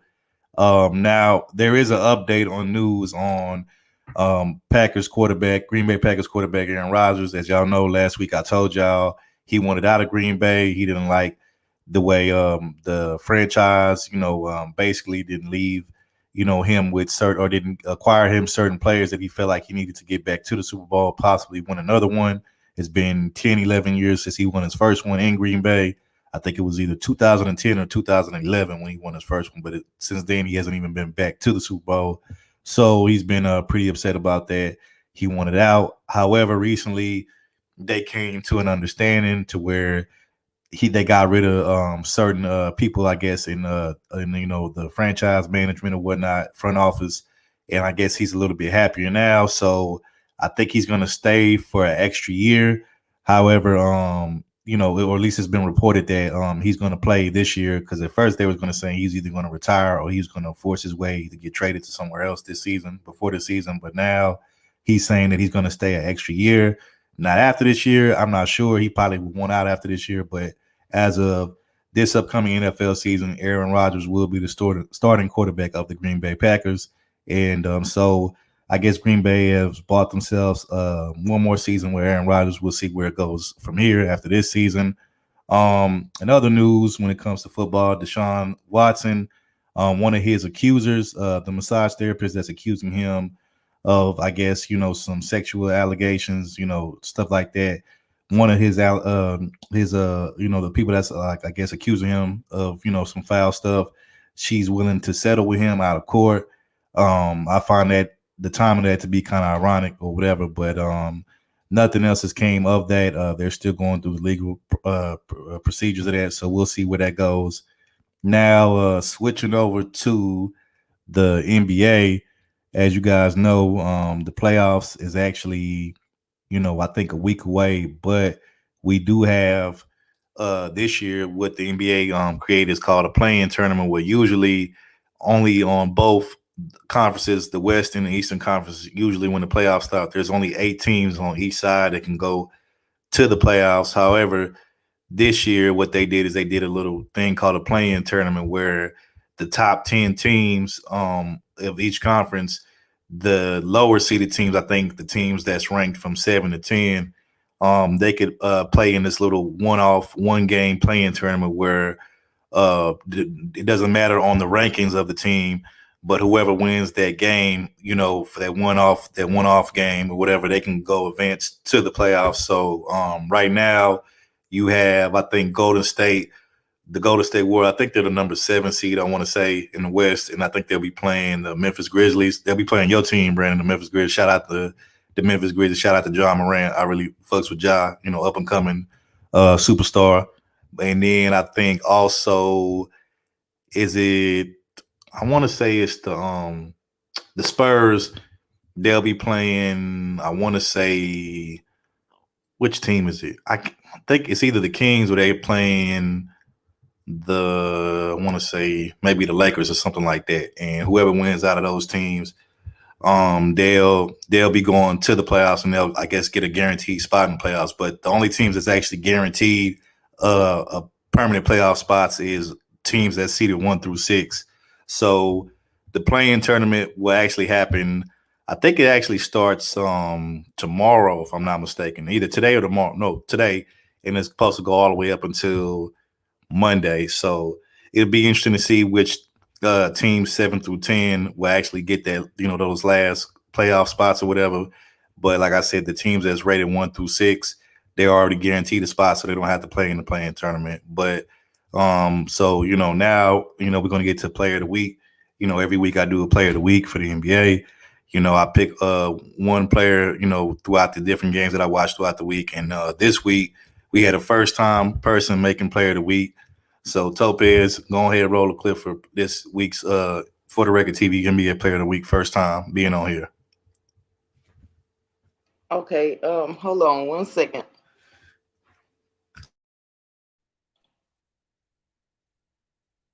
Topaz presents I'm Not Ready. Looking at hey, she can't. Hey, no excuses. I sent her everything. She got it. Nah, because I see right in here, I see the text of me asking, okay, so no sports talk, but I see now. I know it. She over there stuff on her face. Topaz always eating on these lives, so she caught up right now. I'm not eating yet. Mm-hmm. I'm about to. Give me 10 seconds. What is this with these pop-ups? Well, while she doing that, hey, third, I'm surprised you didn't talk about Tim Tebow coming back to the Jazz, or did you talk about that? Ain't nobody worried about that nigga, bro. Like, that ain't no big wait, but they making a whole big thing about Colin Kaepernick not being not going back, but they gonna bring back Tim Tebow though. Well, here's the thing: there's a lot of pieces behind the Colin Kaepernick that did. There's a lot of stuff, you know, to that didn't get put out there in the media. That if you digged up and did some research, why Colin Kaepernick got pushed out, it was more than just him kneeling and stuff. I'm gonna just, for those who didn't know, I'm gonna just throw this out there. One of the things, the reason why he did the whole kneeling and, you know, protesting for black people type thing, you know, it was really a way and a strategy, a way of him getting, you know, basically more popularity, trying to, you know, get himself back relevant because his numbers had dropped. And then not only that, he was trying to cover up another misdeed that he did at the time when he was playing for San Francisco and being the starting quarterback for them. He actually had an affair with his main receiver's fiance at the time, and that story never really came out publicly. Never came out. However, it was, you know, rumors and rumbles about it, but they covered it up. And one of the ways they covered it up is they paid more attention to him, you know, coming out being an activist or quote unquote activist or whatever. But that was actually one of the main reasons why that team got shook up towards the end the way it did. So, you know, but that never came out. Y'all never really heard about that. So that's a little tidbit that y'all didn't hear. But as far as Tim Tebow goes, I mean, look. They say he's going to be a tight end. Okay. I didn't know that. I thought he was going to be a quarterback. I mean, I respect his passion for the game, and I respect the fact that he doesn't want to let go of his football glory days. But, I mean, bruh, at this point, look, you know, you had a good run. You know, you actually got the start and got to play. You actually led a team to the playoffs. He led the Denver Broncos to the playoffs 1 year. Sure did. Yep. And, you know, you won a national championship at Florida, University of Florida. You won a national championship, football championship. So, I mean, you did your thing, bro. I mean, you might have not, you know, been the superstar quarterback that you wanted to be. You may not ever won a Super Bowl, but you did your thing, bro. And, like, you know, you had your little time in the league. Just, you know what I'm saying? Just go ahead and find something else, whether it's sports casting or whatever. Like, do your thing, bro. You know what I'm saying? Like, quit trying to hold on to it. And him being a tight end after not being in the league all these years, bro, like, I don't know. You know, I don't know if that's going to be a good thing for him because, like, he ain't been hit, like, in a long time. That's one thing you practicing.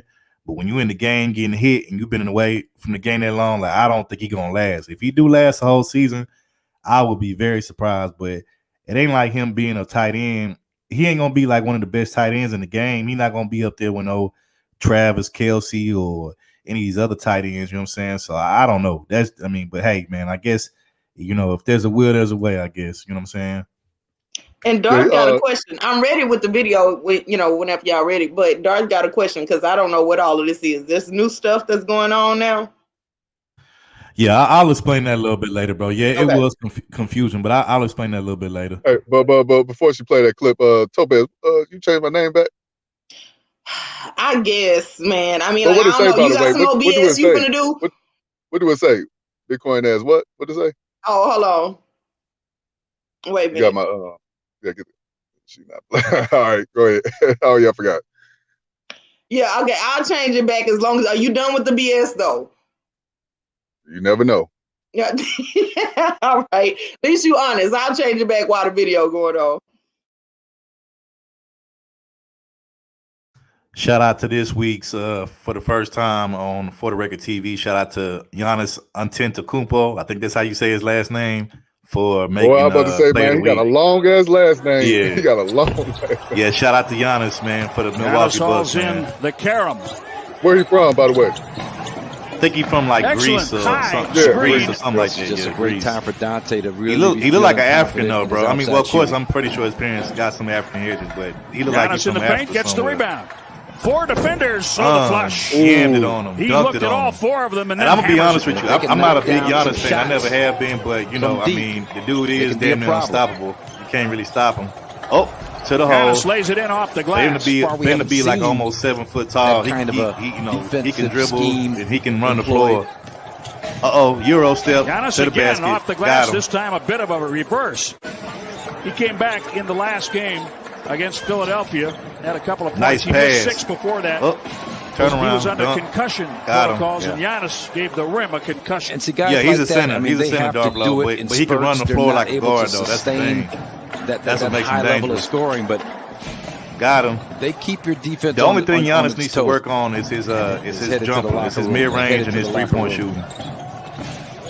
Jrue Holiday. Nice alley-oop. I think they average under 33-point attempts a game. It's all about modern basketball. Now, this is the one three that I've seen him hit, with conviction. Points on the board. But he's usually not a great And 3-point shooter. 5 in the third quarter behind the arc. Run out, Giannis. Got him. And one. In the foul. The dunk. Don't sleep.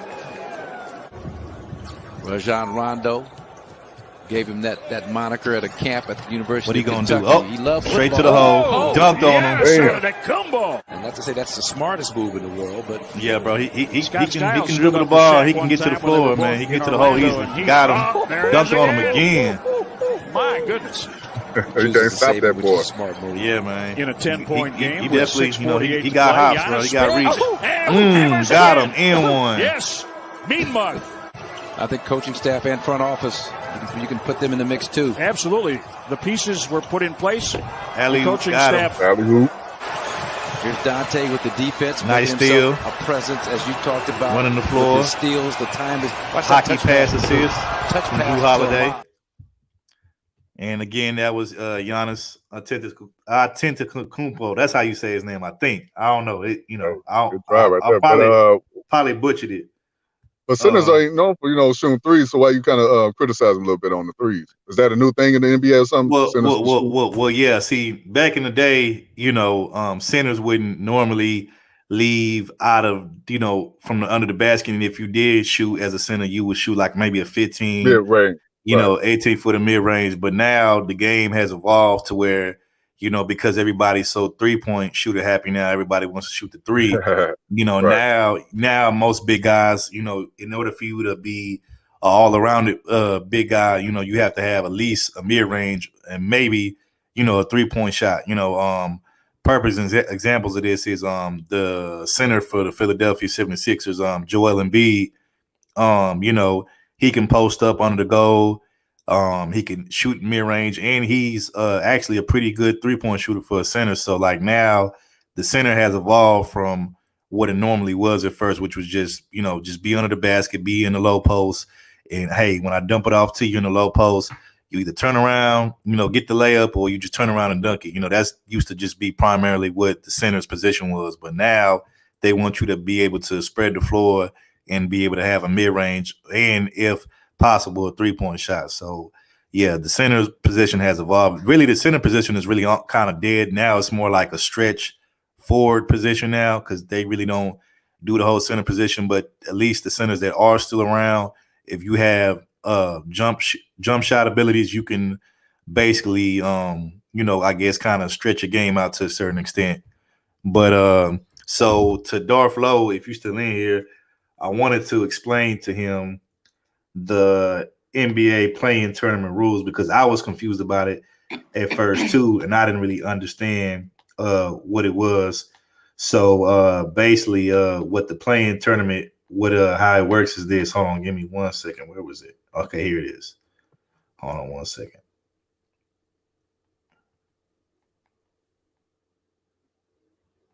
Hold on. Stand by. Yeah, hold on 1 second, because I was confused about that too. So who got technical issues now? Could be in a hater.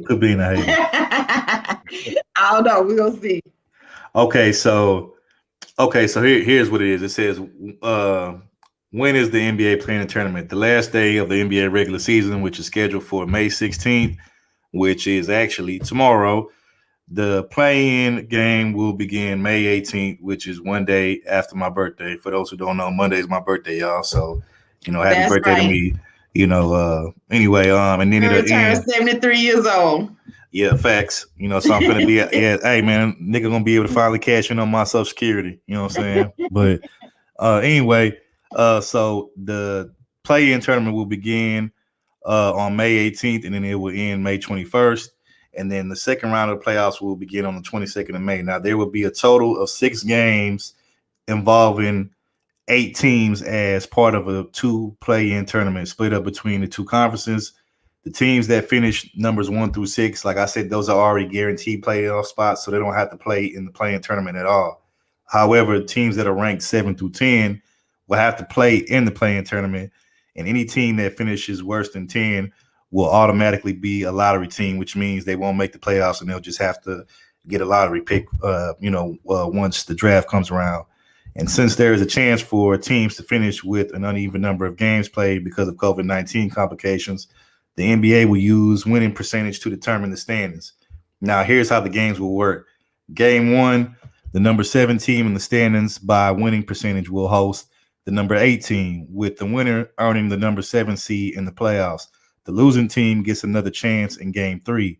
Game 2, the number 9 team will host the number 10 team, with the winner moving on to Game 3. The loser is eliminated and enters the NBA draft lottery immediately. Getting now Game 3 of the play-in tournament. The loser of the number 7 versus number 8 matchup will host the winner of the number 9 versus number 10 matchup, with the victor grabbing the number 8 seed in the postseason. The loser of Game 3 also enters the NBA draft lottery immediately. So basically, they will be competing to see who's going to get the last few playoff spots. And once that happens, then we'll see the actual teams that are already locked in and guaranteed to the playoffs, which is numbers rated 1 through 6. Then we'll see them play the following week. So that's pretty much how that works. I hope that answers your question, Darflo. And also salute to Mr. Research. I see you coming through here on the panel. Wolfgang. Van Glorious. What's going on, you guys? What's going on with you, bro? What's going on? Hey, I see you. Blame Topaz for that link situation. That was on her. It's always her fault, man. It's Mr. Research, real quick before you get in, I want to say, I know you out there. You said you out there in the Bay Area. I see your Warriors. I think they're in the play-in tournament, and they have to play against Brandon's Memphis Grizzlies. That'll be interesting to see, because I think they could possibly be. I don't know if they'll get far in the playoff, but I think they can possibly make it to the second round, maybe. Especially if Steph gets to going off like he normally does. So. Well, nothing will be right with the Warriors until Clay comes back. But we got something called the Oakland curse out here. When you leave Oakland, your team goes to crap. So we Oakland people don't like San Francisco people. So ever since they've been over there in San Francisco, the only fan base they got is the Filipinos. We don't even go over there no more. By the way, just so we can get a vivid, clear picture, how far is Oakland and San Francisco from each other? I know it's close, right? It's not that far, right? So August, before August, I'm gonna fly out there to Spring, Texas. I'm gonna be hanging out there. So it's I got family out of Spring, by the way. Shout out to Spring, Texas. It's like the distance between Spring and Houston. Oh, that ain't what we doing in Spring, Mr. Research? Partying. Oh, really? In Spring? Well, sometimes I take these weekend trips where I got some people at or some YouTube fans like right now I'm in Bellevue, Washington. I flew out here for the weekend because I'm celebrating just, clearing my mind. I'm about to be part of the federal government now because I got an offer to work in the Veterans Building. Congratulations. Congratulations. Bro. Sometimes I can see that, Mr. Research. So sometimes I go on these things where I just want to clear my mind and stop thinking. And I was gonna say invite Topaz, but you're trying to clear your mind, so never mind. Don't worry. Hey, hold on. You a whole hater today, Brandon. Hey, I was just about to say, hey man, don't let Mr. Research fool you. I know he going down to Spring, to party and stuff, but hey man, who knows? He might be also going down there to serenade Topaz too as well. She right there, not too far. How y'all gonna put that on Mr. Research? He ain't never came to me in nothing but working professionalism. Well, it's so funny. D. Durrell says he's going to hook up all the dark chocolate women for me. I told him I like them real blue and purple. So he said, see, I'm not even dark enough. I can try, but in the sun, I just turn real dark copper, golden. I turn bronze, not necessarily blue purple like that. I'm sorry, Mr. Research. I ain't going to be able to do it. Topaz presents meeting up with Mr. Research in Spring, Texas. Well, but I would though, because we could just hang out, do some stuff around Houston. Why not? It's all gravy. When I touch down, I let Third know, let you know, and that we'll all know. Okay. See, and I already got my hair done and everything, so we'll take care of. And you put the girls out there, huh? Okay, I see it. No, first of all, the girls are covered by my hair. Y'all don't see nothing. Don't even worry about like nothing. Hold on, let me fix this. See, because you know you can't play with niggas. Oh, I don't trip off here. I look at miles and other stuff. I don't trip off here. See, you know what?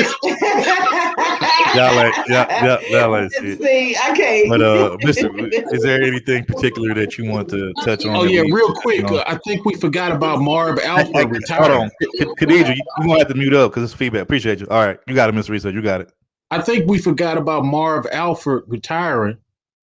He's officially retired. Oh yeah, Marv Albert. Him. I think who was it? There's two people. You know, I think today they had the Nate Smith enshrinement for the Hall of Fame. So like people actually getting put in the Hall of Fame. First of all, R.I.P. to the one and only great Kobe Bryant. I think he's going to get put into the Nate Smith Hall of Fame today. Of course, I think more than likely his wife is going to accept the award and be there to accept it on his behalf since he can't be here or whatever. But you know, so R.I.P. to him and congratulations to him for finally making the Hall of Fame. I think Tim Duncan, Garnett, and then also the other guy who used to be a coach, but now he's been an analyst for many years. I think it's Hubie Brown. That's his name. Hubie Brown. So and I think Marv Albert too. He might get put in there too, if I'm not mistaken. But yeah, so you got it. Let me make this quick point about Marv Alford. You guys remember he got caught in that sex scandal? He was in a hotel, BDSM, tying chicks up and hitting them with. No, I never heard of that. This is new to me. What? You know, this is new to me. Never heard that one. Yeah, I never heard of that. That's new. You know, Marv Albert, that was like before my time. I only know about him because, you know, I started, you know, because he was still around. But, you know, he's been around forever. You know what I'm saying? So let me just make this point. He got caught in a scandal and see how his people protected him? Facts. His people make sure he kept working at the highest level. That's what I wish black men would do. Stop getting off of this teasing each other, trying to out each other and expose each other. Do how they do. And hey, me and Brandon don't get along, but check this out. Brandon's son just graduated Duke, and we're going to plug him into the facility. My daughter just graduated whatever, and Brandon going to take care of that on the other end. Let's do that. Yeah, I definitely agree with that. You got something in your mouth, Topaz. We can't hear you. It's blackberries. Brandon bring that out in you. You know, we're not gonna make what his kind of kids berries? suffer because he a hater. What kind of berries? Blackberries. There used to be a tree in my neighborhood when I was a kid, and my grandmother would take me to go pick them. And then when she would make fruitcake for Christmas, I get in trouble for taking all the blackberries. So speaking of Texas, speaking of Texas, they had passed this new bill called the Heartbeat Abortion Bill, passes in Texas House. Y'all heard about that? The what? Heartbeat Abortion Bill. Basically, I saw that. The bill bans abortion procedures at 6 weeks when a fetal heartbeat is detected, unless a woman is having a medical emergency. Yep. Well, you know what, Brandon? Let me ask you what you think of this. I'm a conservative, and I've been a conservative ever since I saw Eazy-E become a conservative. My question to you, Brandon, inside of these circles, they only fight for these fetuses in the hopes that they'll be soldiers. That's a good point. That's a good point. You know, I do see a lot of white folks out there, definitely protesting, trying to get rid of abortion. You know, they pro-life, whatever. You know, they don't like when women get abortions, so they definitely fight against that. That could be a reason why they do that, because a lot of kids that grow up in foster homes end up being in the military, because that's their only option. That's their only option. In these GOP circles, man, because I've been to a couple of the dinners. They'll let it slip out their mouth about how the poor blacks and the poor Latinos can just join the military, And, I got this epiphany like 25 years ago. I said, okay, that's what this is all about. This is all about keeping the kid alive in the hope he be so broke that he ain't got no choice but just to join the military. Yeah. Darth Flo was asking, when did Eazy become a conservative? Easy went into the White House. You can go look it up. I always try to give y'all stuff that y'all can go look up yourself. This way, I ain't just making a speech to you. Easy made a Republican donations, and you'll see that he went into the White House during the White House dinner with President Bush, in all black with his black sunglasses and his black NWA cap. It was the first time that ever happened. Wait, was it an NWA cap? I thought it was the Raiders cap. I thought it was the Oakland Raiders. Oh, cap. wait, it might have been the Raiders. Take that back. It might have been with the all black Lokes on the Loke shade. Yeah, all black everything. And he might have had some trucks on too. And they opened that door right up. Matter of fact, it was so funny. President Bush stepped to the side and opened the door for him. That's why I just put the video in the chat for everybody to go check it out and go see that. I was a little kid. I was like, what the hell just happened? This thing. And that's when I knew money gives you access. It ain't about talking about changing. It's about making it happen. I think it's a big tool. Real quick, not to go on an Easy tangent real quick, but a lot of people just don't realize, man, Easy actually was ahead of his time back then. If I'm not mistaken, Easy probably was the first black owner,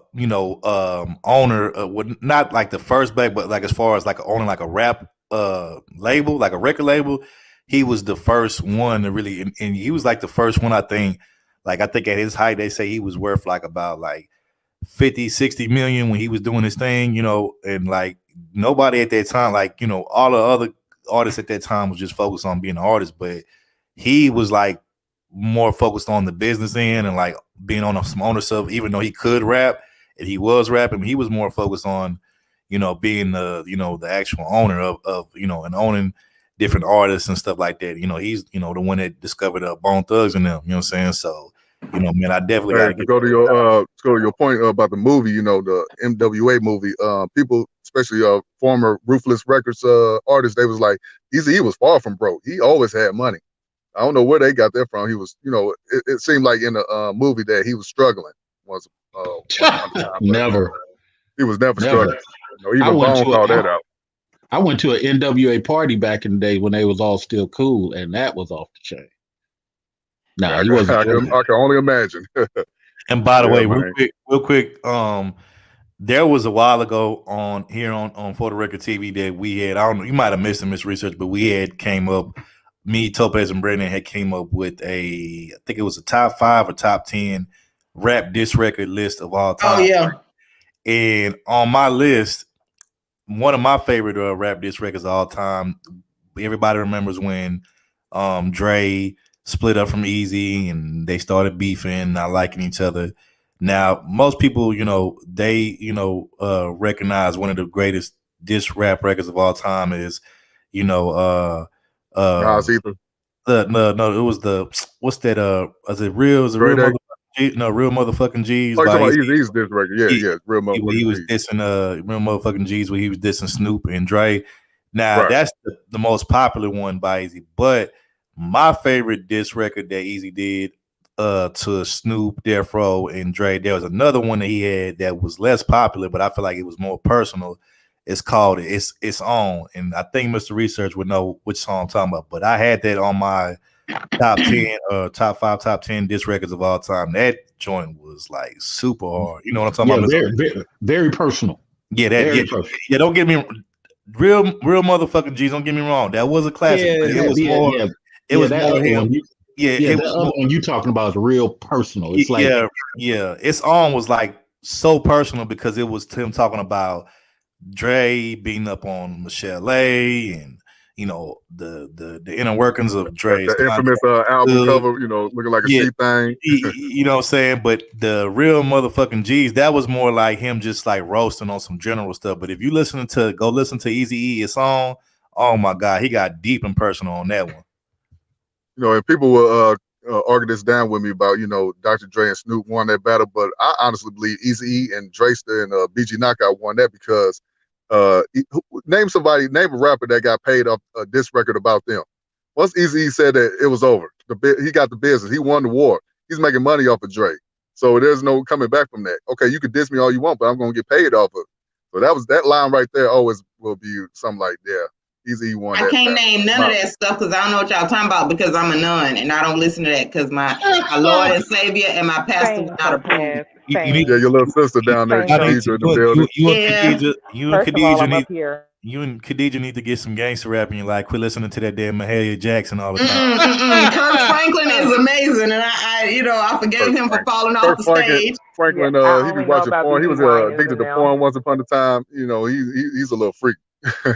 All these little gospel. I don't believe you. I would not believe you. Whatever he do with his wife they ain't my more freaker than the business. rappers. I listen, y'all would not corrupt me. And then you know what? Khadijah came up here to get me back on a straight and narrow because I was led astray by all y'all, and I'm glad that she came up here to help me out, and I'm back on with my halo now. Thank you very much. Just real quick, just an observation. Why the hell that nigga Kirk Franklin kind of look like Plies to me? Plies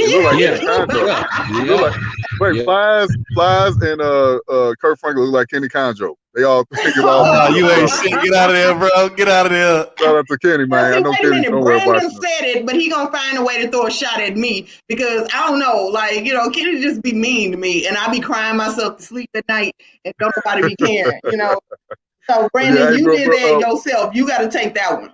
Well, before we go to the next topic, I want to get Khadijah and Mr. Research take on this whole gas shortage because Khadijah, you out there, and you got people in Carolina and Georgia. So what's going on out there? I haven't really been having any trouble finding gas. Look at bougie being bougie again. I don't have no problem. I don't have these problems. How's that being bougie though? Go ahead, though. Go ahead. Okay, so I don't really have much to say about it. I mean, at the hospital that I work at, they call the code white, so if things get really bad, we'll have to stay at the hospital overnight. But I mean, I haven't really been having any problems finding. What about your family out there in Carolina? You ain't talk to them about it? I'm assuming they okay. Ain't nobody saying nothing. Y'all bougie as hell. But what about you, Mr. Research? What's your thoughts on the whole gas shortage? All right, so you're going to start feeling it in about 4 to 6 months, even if it's not hitting you right now. This is all due to what happened in Georgia, and I'm talking about Russia, Georgia, and how Turkey got a piece of Syria.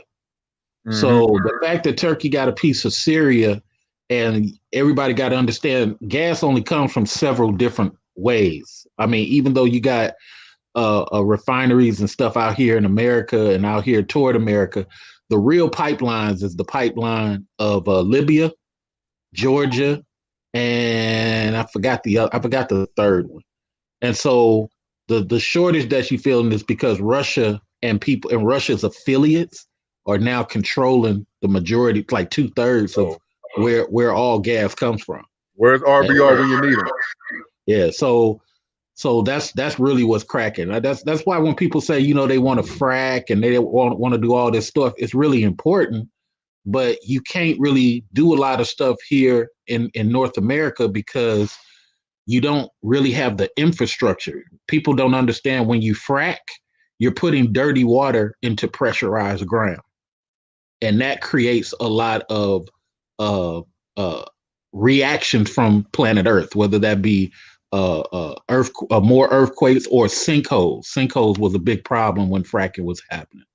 So I say all that to say that's the real reason internationally why gas is doing what it's doing.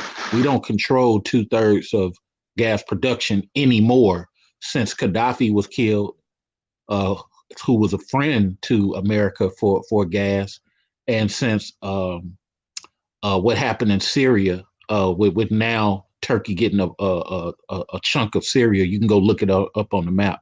So all this does have an effect, but it takes quite a while for people to realize that politics is really important. We just can't look at the entertainment of things because people and are making real moves out there against single folks who just want to exist. You just can't exist no more. You got to be involved. Yep. So knowing all this, would you think about getting an electrical car, one of Tesla? Well, if I get an electrical car, like right now, to be honest, especially since I'm getting this new position, I got a motorcycle, I got a convertible. I'm thinking about actually getting an electric bicycle because I don't really need to travel like that. You know, if I keep my car at home and just take my bicycle on the train and just take my electric bike all the way to the job. If it's rain, I go get in the car. You know what I'm saying? So we got to just start being more practical about the moves we make. I think that's really where we're headed. I'm trying to convince my dad to get me an electric car when I graduate. I'm trying to convince. And I think he should, because he brought it up, and I think that would be Brandon's way of doing something good in life. That would be a good deed to finally get him in heaven after all of this. I got a nice bicycle in my garage. Still works and everything. It'll get you to where you need to go, A to B. It'll get you to work and home. Hold on, Topaz. I'm not talking about that daddy. I'm talking about my daddy, like the one that helped bring me into this world. Topaz ain't shit. Oh, well, look, I mean, I just asked because, you know, y'all be doing the most in these chats, and I am highlighting. I'm highlighting the ones that are family friendly. All right. You know what? I did come up here to be a little bit petty. I just want to let everybody know that nobody friend zone Brandon. He's not back on the market. Don't let $40 Nation lie to y'all. There you go. Let them know. Let them know, Khadijah, because people they was thinking, you know, and you got to tell them. There you go, Khadijah. I'm so proud of you. The Most High said, you know, you claim it and He'll deliver it. No. I approve. He is not back on the market. He's good, ladies. Don't come for him. He's good. Don't listen to him. Brandon don't be knowing what he's talking about. Okay. I hear little kids in the background. Khadijah got little kids in the background. I'm at the nail salon, sir. Mind your business. Oh, okay. All right. Oh, I went this morning. I don't mean to be that person, Brandon, but what happened to that Cash App? Because I never got it. You must be changing your mind. Uh-oh. On the spot. And here I was gonna bring up my gift from my bestie. I got you. She put in real, my besties be putting in real work out here. Okay. Is that the cup I got you from St. Louis? Yes, it is. And listen, everything tastes so much more smoother. Topaz over there. Hey, don't let her fool you. Her ass over there sipping on that Mad Dog 2020. No, sir. Look at a Coke 45. No, sir. That will be apple juice. That is from the earth, and the Lord approves. Topaz, I went back to the yard to get that cup just for you. I know, and I appreciate it. That's why I had to illuminate the fact that y'all could never. No problem. Right. Let me choose what pedicure I want. Hold on one. All right. So, anyways, man, we're gonna move on. Enough all this little girly talk.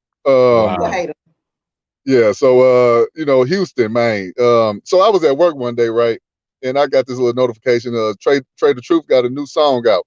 I was like, oh shit, Trey the Truth back on the map, back on the scene. So I checked the song out, man. I want y'all to get y'all look. I'm gonna give y'all a little snippet. I want y'all to check it out real quick. No, Lord, please. And then guess what? So Brandon, when he heard the song, he couldn't just listen to the song by himself. He had to come tell me and Third like we had something to do with it. Look, I'll say this, you know, Trey the Truth, that's Houston's own. I love Trey the Truth, you know, make a bunch of good. Let the people decide, Don't say it yet. Don't say it yet. I don't approve of this song. Don't say it. No. Go ahead and roll it. Go ahead and roll it. Let's go. Play me some pimping, man. All right. Man, but they go women. You hear a song by Trey the Truth. We got you, man. We got you. I feel like this didn't need to be reggae. Like, the vibe is off. But they got women. But they got women. But they got women. We got Houston, stand up, H-Town. We in the building, man. And then, you know what the sad thing is? If I catch some chick twerking in this song, I'm like, it's supposed to be inspirational. They no twerking.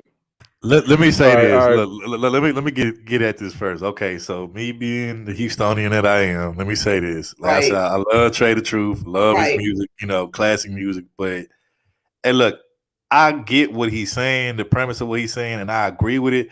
I just don't like that he made it into a song. I would have rather him like made it like a speech about it, or you know, a lot, Jay Sean, a whole lot of it. Because here's the thing. Put it on a t-shirt or something, yeah. But you know, in a song, I'm like, yeah, brother. No, because he's known enough to do that. He's known enough to wear, if he just say it on his on his social media, if he just wear a t-shirt with it, like all those are acceptable. I feel like the vibe is off. I don't want him talking about somehow protecting women don't go with reggae music to me. And let me say this, because for those who don't know, and Topaz know this, Trey the Truth is actually one of the artists and entertainers out here that he actually gives back to the community. Yeah, he's a real activist for real. He's a real activist. Matter of fact, when Houston went through Hurricane Harvey and the whole city was flooded, he was out there on boats, helping people, saving people from that was drowned or that was flooded in their homes and they couldn't get out. He was out there, in them boats trying to help people get out and all that kind of stuff. So he's not just one of these celebrities and these entertainers that just be, trying to be an activist just because he wants some extra shine. No, he actually helps people out and he's genuine about it. It's just, like I said, I agree with the premise of what he said. I just wish he would have went about it in a different manner, not necessarily a song. I would have rather him do a speech, press conference, some T-shirt, something, but not a song. And that song was horrible. It was cringy. I couldn't listen to it. Sorry. Listen. I ain't gonna lie to you, man. When I was doing my little editing of the videos I had dropped on my channel, I had to keep playing the song over and over. So the hook kind of grew on me a little bit. It kind of grew on me a little bit. So I've been singing that song all day at work.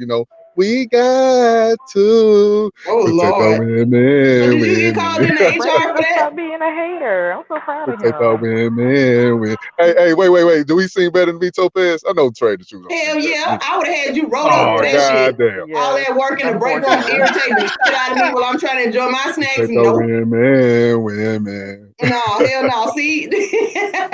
Hell no.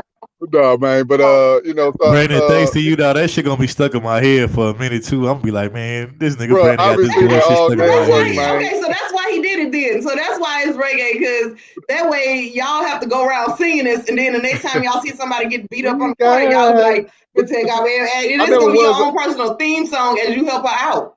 Okay, I never was a fan of.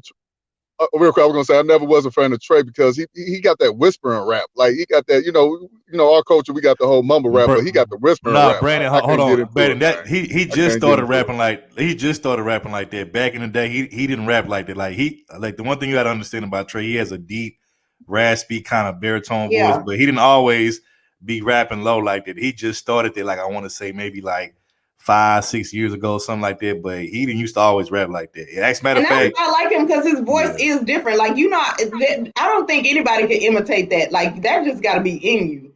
Make sure the L-Mop girls got to make sure I respect our queens and everything. Nah, man. Hey, as a matter of fact, for those who don't know, he's cousins. Him and Zero, the other rapper from Houston, H-Town rapper, they cousins. I hate you, bitch. Hey, man, we not doing that. We not doing that right now, especially after Protect Our Women. We ain't doing that. Oh man, we got called out the hypocrisy. But I was gonna say this real quick, Mr. Research. What was you about to say, brother? I know you was trying to. Hey, so I'm about to make a little small donation to the channel because I need about 15 minutes of this real conversation, just for my own enlightenment. Like my first question. As soon as you hit the Cash App, as soon as we get word, I'll go on mute right then. Go ahead.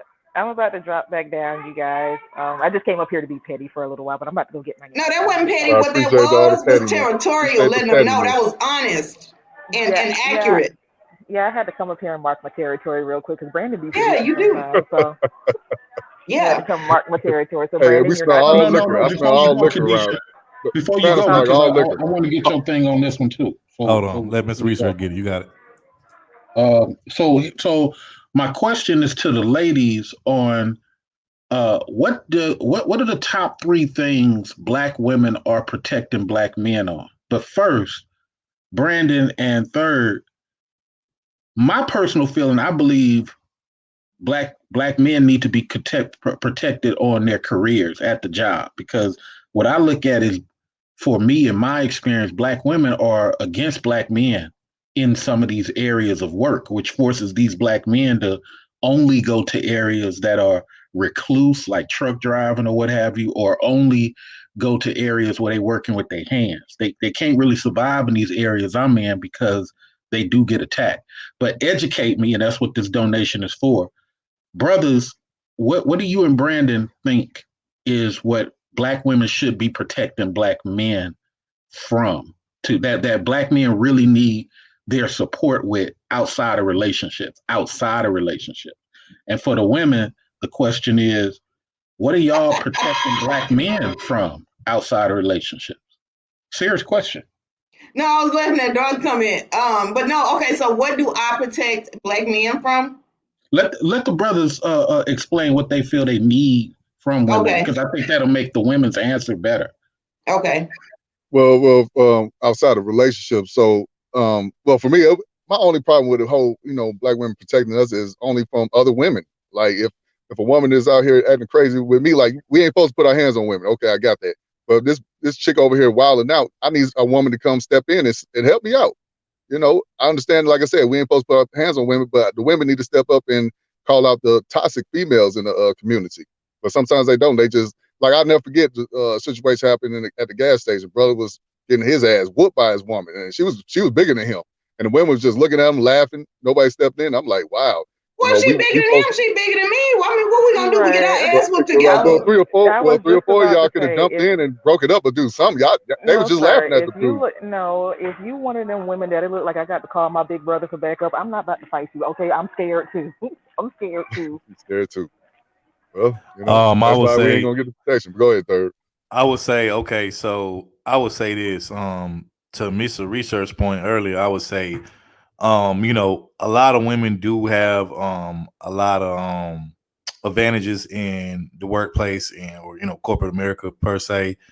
And I would say one of the things that I think could help and assist brothers if to where, because a lot of times, as brothers, it's not just enough that you have to have certain accomplishments, and you have to have certain things in order to get these jobs, but sometimes like Mr. Research says, knowing the right people and all this kind of stuff, but also it's the fact that like you see, we've talked about in this space before how a lot of women, they have the double minority thing going on with them being black and a woman and stuff like that. So I think if somehow it could be to where men can get just as much, rights in the workplace as far as, them not being targeted as much for certain things, I think that could help out. And then also I would say, when it comes to black men and black women, I think one of the things that can help is, a lot of times when you see these brothers getting accused of, false accusations or whatnot, I think if more women was to stand up for these brothers, at least especially the ones that really didn't do what they being accused of, I think it would help, the trust more between black men and black women, especially particularly within the workplace. Because a lot of times, a lot of black men get accused of false stuff within the workplace, whether corporate or not. And a lot of times it could cause them to lose their job or their livelihood. And, nobody cares, they keep moving like nothing ever happened. So that would be my take on it personally. No, wait, ladies, before y'all answer, and I'm sure Third Ward already got that little cash deposit. Look, my thing is, shout out to you, Mr. Research, for hitting the cash. I appreciate it. Look, here's my thing. Look, he about to go in. He like, look, now he didn't got it. I'm sure he got it. He didn't say nothing. No, because Topaz, I know women and I know you about that bread. So, I had to make sure you knew it was already deposited. Thank you, Mr. Research. That does warm my heart, though. Now I'm going to go ahead and go on mute. There you go. But no, now here comes to the women. I always hear women talk about, we be marching for y'all. But you notice these two brothers never mentioned nothing about marching. And most black men never mention nothing about taking the microphone away from Brandon and start speaking for black men. Most men never say, hey, Third Ward, give up that microphone so Khadijah can speak for us. It ain't that. We need help in these other areas. Like Brandon said, here's a woman smashing on a dude. He don't want to hit her. Brandon don't want to step in. Now he'll be accused, and the women are just laughing. Where's our help? Let's go back to what a Third Ward said. Hey, look, what about all these moves that women could step in? So I asked you two ladies, and you do not speak for all women, but I really want to understand, where are black women protecting black men when you just heard these two brothers say what their concerns are, and it ain't marching? Go ahead, ladies. What if you're one of those women who believes if a woman hits you, you got the right to hit her back? Because I don't think you should be out here putting your hands on anybody. But Khadijah, where are black women protecting black men? Well, what she just said would be an example of like when a man gets accused of something and we stand in and we step up. First of all, I think that, yeah, that's a good idea just in practice, not necessarily because you get something back out of black men. But if somebody being accused of something that's wrong and the person is lying, if they get away with that, that takes away resources when somebody actually need it. So I do agree that that's something that we should be doing. Yeah. So my question, Khadijah and Topaz, what's currently happening that what's black currently women- happening is not enough. It's not. I can say that. So like if you're wanting my answer to be something that like says, okay, yeah, black women are doing what they're supposed to do, no, because they're not. They're giving you the reasons right now why they're not doing it. So they're not protecting men in that. And here's the thing about marching and all of that. It don't work when black men march for black women. It don't work. Marching don't work unless it's accompanied with something else. See, here's how marching is supposed to be, effective, right? You have already made your point clear. You've been willing to fight certain battles in the legal system and you don't give up and you don't quit. And then you also have fought back with force if necessary. So the marching is supposed to only symbolize, hey, look, we're getting pissed off. We're going to start tearing shit up again. But if it don't come with that kind of thing behind it, no one cares because you're just walking around. Then if you walk around and people donate money, you still got to do the stuff that you should have been doing in the first place that would have made the marching more effective. But that's the sidebar. So the point is, what we should be protecting black men in is in the law system, in the careers, and in personal life. So when we tell y'all, don't mess with that chick, we know something about her, y'all need to listen. Not just say that we're bitter, not saying that we're hating on her because you like what she looked like or whatever. When we tell y'all something about other women, y'all need to give us some credence. You know what? I give you credit on that, but that is within the relationship scope. I just wanted to have a conversation real quick, and thank you both for y'all answers and for the brothers' answers, because I'm in these circles now, and they talking about protect black women, which is what kind of started me thinking on this.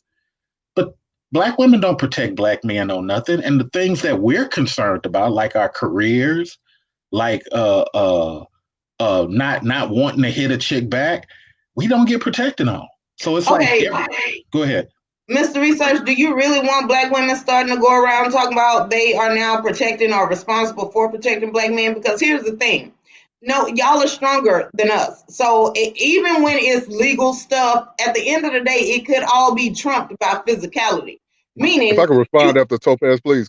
Respond after Topaz. Okay. So what I mean by that is, if somebody like breaks in your car and you know who did it, right? You could take them to court, but then they be like, "Well, I ain't got the money, so I ain't gonna pay you back." But oh well, whatever. I'll go to jail. I'll do that time.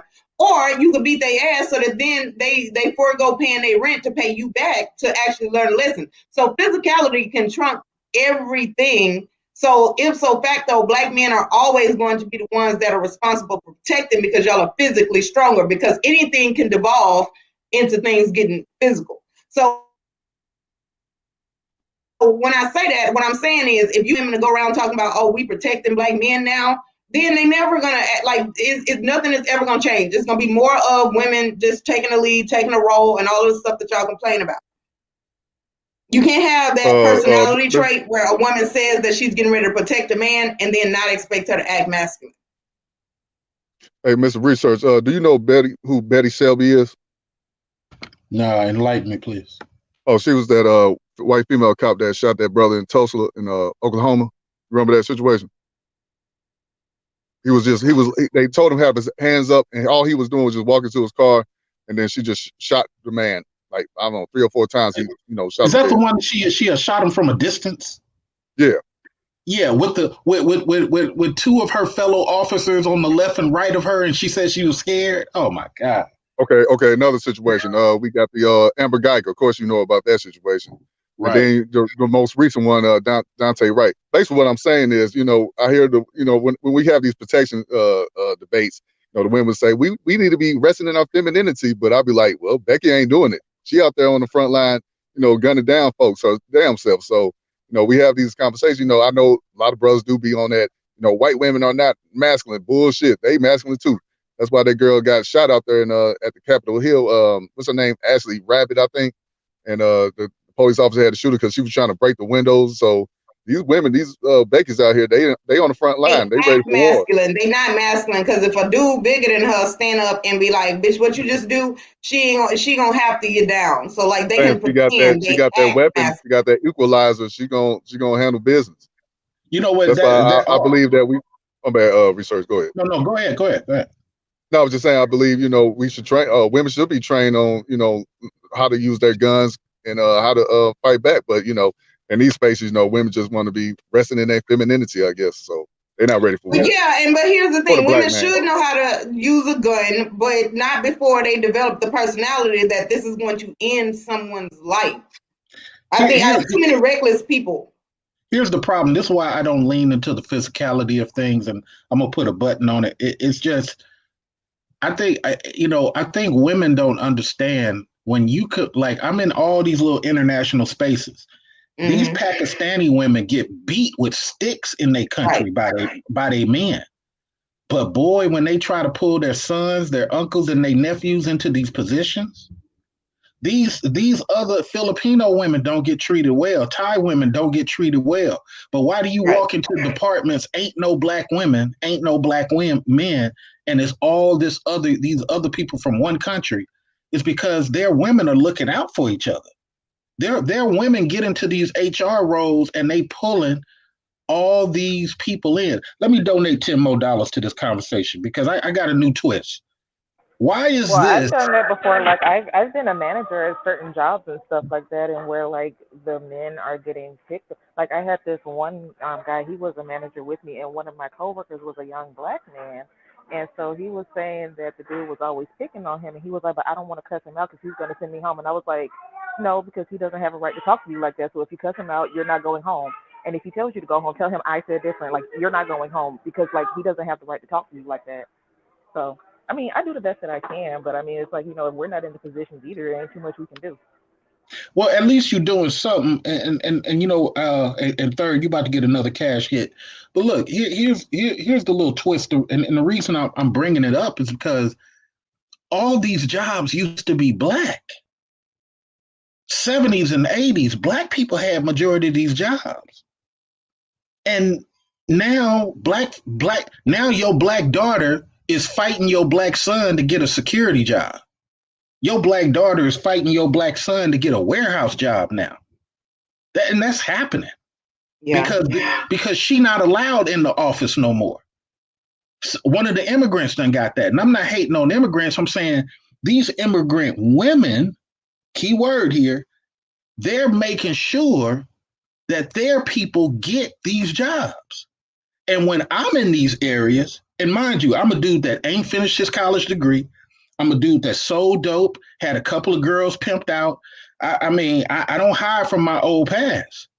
But now that I done remixed the game and I'm in these circles, I'm looking and I'm like, wow, black women are blocking their own people at a high level from getting some of these opportunities. I'm in meetings where I'm arguing with black women, and white people who don't even like black people are helping me fight black women to get black men hired. That's crazy. Can we have that discussion just for hold on, everybody. I just wanted to say shout out to Mr. Research again for in the Cash App. And I want to say also this. Perfect example of what Mr. Research is talking about.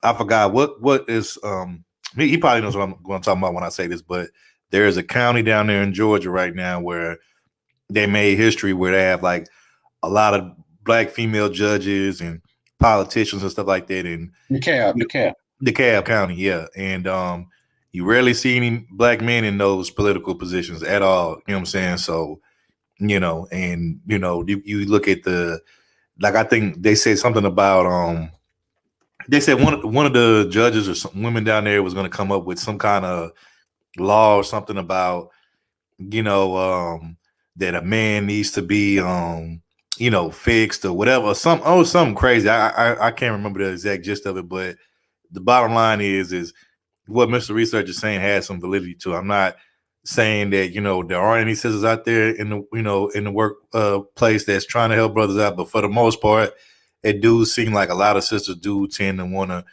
just look out for themselves, and they don't really care, what, if the black man gets in on certain jobs or not. And, it's kind of like baked in the cake for black people. We so competitive with one another that instead of realizing that, we need to help each other out instead of competing with one another, it's like we just be so cutthroat with each other where it's like, like, fuck you, nigga, I'm gonna get mine. Like, regardless, like, you better try to get yours. I'm damn sure gonna get mine. And that's kind of like the reality we've been living for all these years. And that's why, as a group, we really not getting nowhere compared to some of these other people, immigrants and stuff like that, because they think along those lines. We really don't. You know what I'm saying? We think more individualistically what they think collectively. And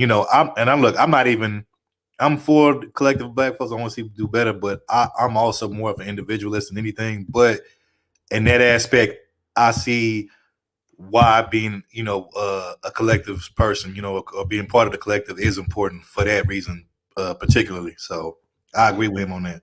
And here's the thing. All the other races are paying attention. See, black people are excited about being lulled to sleep.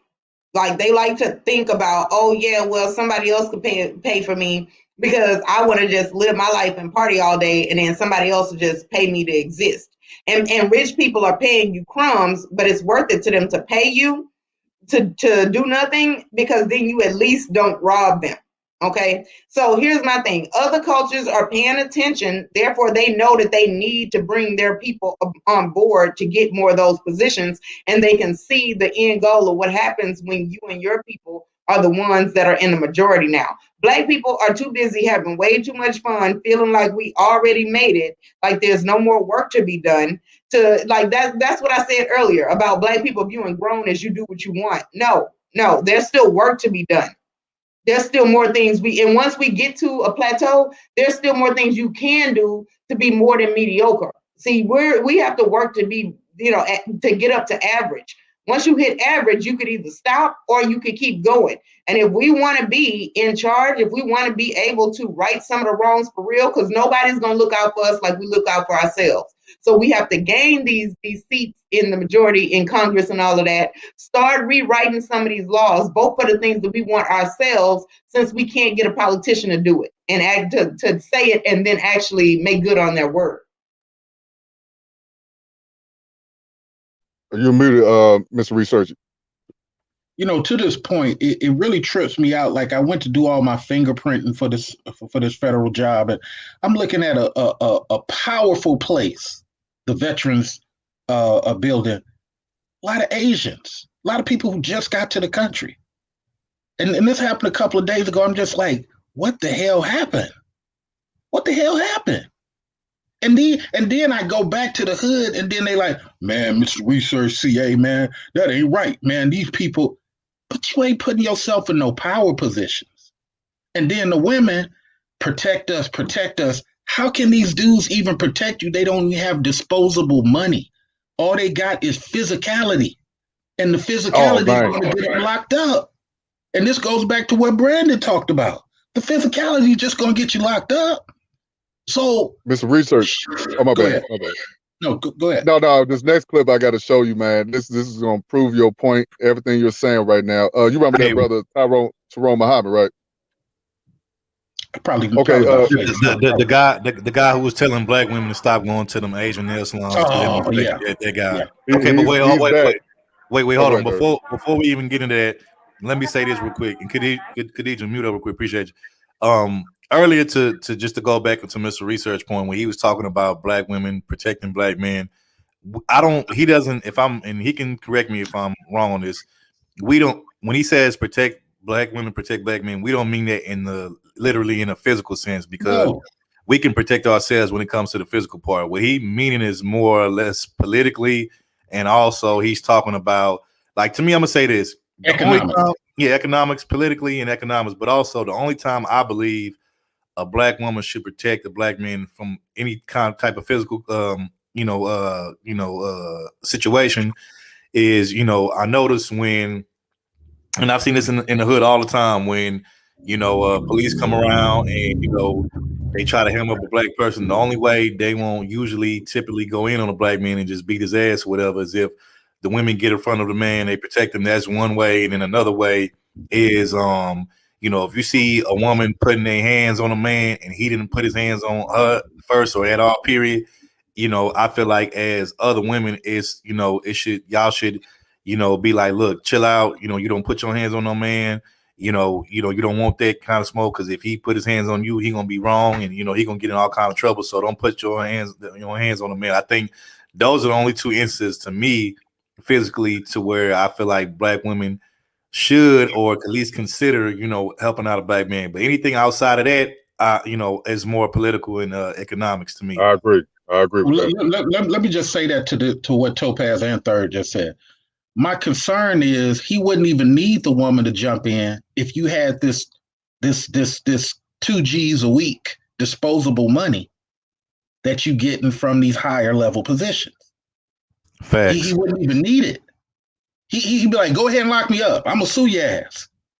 Cause I got 4 G's every 2 weeks to just drop it on a lawyer. And let me say this. Hold on, T. Okay. And my thing is, I just wish black women, and look, this is Mr. Research behind the scene fighting black people to get black male jobs. Listen to what I'm saying. I mean, really take this in. Mr. Research risking his job to fight black women and some black males to get black males jobs. And every meeting I've had over my 20-year career, I always say, do you think, and I've said it with Pakistanis in the room, do you think the Pakistanis and our Indian colleagues are critiquing their Indian people? Why do you think we asking Third Ward to sit up here and train somebody who just got to the job? He don't know. He not qualified. But how did he get through the HR process? Why are we asking Brandon to train 2 or 3 people that barely know the darn textbook on what Brandon does? How did they get through the human resources process? And I said this and I got fired from one of my jobs. I ain't give a fuck because it needed to be said. Yep. You black women who control this human resources department is what I said. This was years ago. I said, y'all critique our people way more. Gotta be skilled. Well, how did this guy who barely can type get this $60,000-$70,000 position? How did the fuck that happen? And this is what I'm saying to black women, respectfully, and I'm gonna let you rock, Topaz.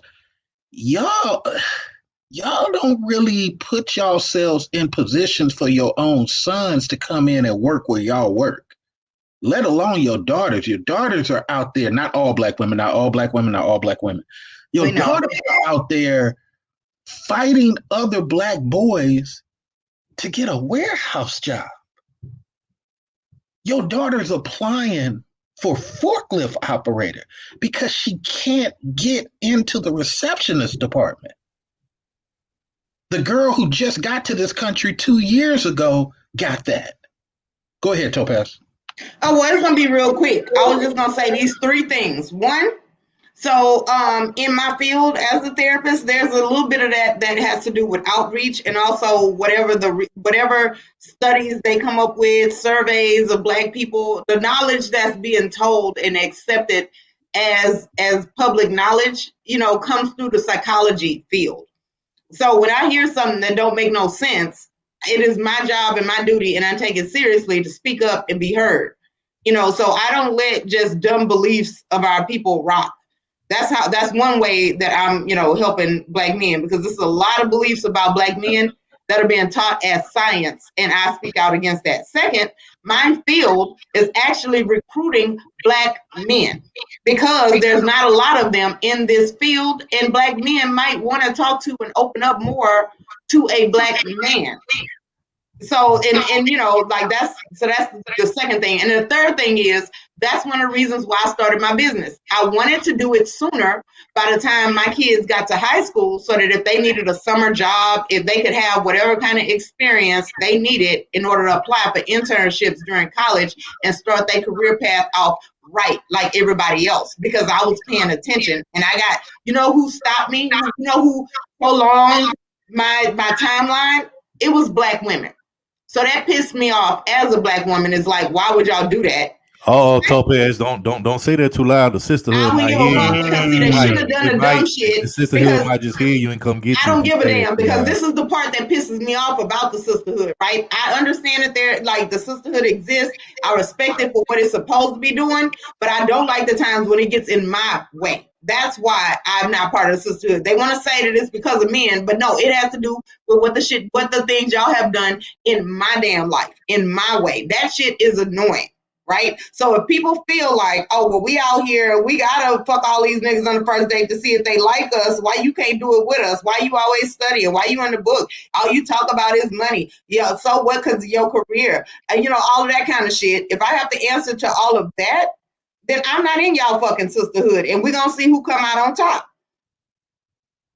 So the point is, Mr. Research, is that I can only do something personal to me. Now, I talk to women, and I'm out here getting cussed out and called out my name all of the damn time for the shit that I say, but I feel like right is right and wrong is wrong. I'm looking at a bigger picture. I expect to have to argue with other women about the things that I say, and I don't care. I'm not sorry. Because when I look at the bigger picture, I know that like when women first hear me talk, they think that I'm against them. They think that I'm trying to like subjugate them with men or whatever. And that's not the case. What I'm telling them is I've lived certain things and it's an easier lifestyle. If you're a pick me, Topaz. You're a pick me. Shame on you. How dare you? I don't give a fuck then. I don't care. I don't care. Like, that shit don't move me except for the fact that like I don't like the intent that they try to hurt me with that comment. That's the part that angers me. With your pick me and mammy looking ass. I wouldn't give a fuck. Hey, I'm gonna put my cape on for a minute for the sisters real quick. Whatever, Brandon. Mr. Research, I hear what you're saying, but think about it this way. A woman, if she's a person who's qualified to work as a, let's say, blue collar or some construction worker, maybe she can't get a man to take care of her. She can't find a husband. So what's she gonna do? She gotta survive, she gotta learn some skills, she gotta learn trade, whatever, and she gonna get into those fields that should be for the men, because I believe women should be in the house, men should be working. But I know that all women are not going to be the ones to be chose as housewives or be picked as wives. Some of them are going to be single. So what can they do? Okay, let me get that, Mr. Research, before you go, right? So here's the thing. In the past, when women were in the house, I think that we should not have no men out here saying that a housewife ain't a good enough job for a woman. That if she's raising your kids and she's taking care of your household, that she didn't put in as much as you did. And if y'all divorce, you're gonna leave her with nothing. See, shit like that makes women feel like, even when they do have a man that's willing to take care of them, it makes them feel like, okay, when we get married, this nigga gonna tell me that what I do ain't enough, and he don't want me to do both. So therefore, if you want women out of y'all way so that y'all can do the warehouse jobs, and here's the thing, I think that you want women out of the way because in that way, more of y'all will be able to have a job so that you can take care of a woman, and then we as a collective don't have to do as much. Therefore, I wouldn't get a whole bunch of women telling me that I'm lazy if a man is paying bills for me. Because anytime I've had a man taking care of me, it was always other women telling me I'm lazy and that I'm stupid. So I was like, I didn't, that kind of shit shouldn't happen. I'm talking about a woman who don't say that. She does believe in marriage and all that, but she's just not being picked by guys, by brothers. So okay, and in that case, but then what we know is if you look at this woman and like, let's say it's some appearance wise and men are being shallow, right? Then we know that that's why men ain't picking her, and then we as the collective take care of her so that she still don't have to be in the men's way. So therefore, like the women that can't help it. Like y'all ain't picking her and that ain't her fault. Like she ain't did nothing wrong. Then we do as a collective need to make sure she's okay. Hey, let me just say this real quick. Let me just say this to Brandon's point. I kind of see your point, and I will say this. Me personally, it's just me. Other men can do what they want. I don't want no woman that's coming home, working construction with Timberland boots, Wrangler jeans, and hard hats on. That's not the woman for me. I'm sorry. I don't want that. No. I feel you. That's what I said. Okay. Go ahead, Mr. Restaurant. You can respond. Here go the answer. So the premise of your question is simply this. She goes into these areas so she can stay afloat. Well, my question is right back to you. Why can't she go into these sisterhood areas and get an even higher paying position? Because the sisterhood has the higher paying position. When you're going into these man jobs, you're going because Third Ward and Mr. Research made a lane for you. Third Ward and Mr. Research realized you're an okay welder, so we're going to let you get in here. I don't want that to happen. I want the collective to take care of her. Hold on, Brandon. Hold on. I'm answering Brandon's question. So really, Brandon, she's coming back once again on the kindness of men. Because obviously, to go into these secretary and admin, you're getting paid time 1.75 more money than you would some of these contract construction jobs that you got to go re-up on another site every 6 to 10 months. So let's be honest about that. So it goes back to her again. It's like, wait a minute, what about the sisterhood lanes? Should not the sisterhood be pulling you in? Should not the sisterhood be protected? I only got into medical because I'm like, I'm working a warehouse job, or I was also doing a stage work because that's what I did overseas, and I'm getting paid X amount of dollars an hour. These chicks are sitting on their ass for 16. Talking about lunch? What the fuck is an admin? That's it? Just typing. Man, I can go do that shit. Next thing you know, start getting more money. And I'm like, why the hell? Go ahead, Brandon. No, I was just gonna say real quick. Okay, I feel what you're saying, but okay, all women, we could say all women are not the same. Some women do like to sit down, want to be pretty on the computer, all that. But look at a woman like Brittany Griner. You know her, right? A WNBA player. Yep. She ain't gonna find no dude being 7 foot tall, looking like how she looking, real, kind of buff and masculine a little bit. Okay, let me push this back though, Brandon. Her body can only maintain 7 to 15 years at that in that field. That's why you don't see 50 or 45-year-old construction working women. They stopped doing it. They stopped doing it around 35, 40 because they knees start aching and they break down quicker. I'm not saying they can't do it because I've seen some Latinas do it, but guess what? When they hit that 30, 35 mark, they start getting slower.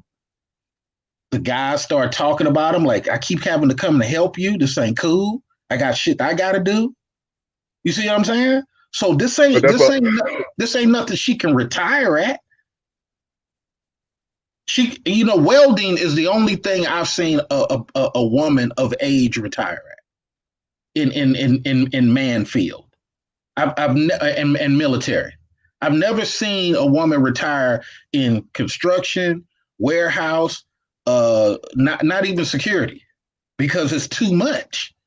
So when they're in these spaces, they at the kindness of men who are allowing it in the spaces. So I'm just saying, where are the Topazes of the world who say, you know what, it ain't enough brothers at this office.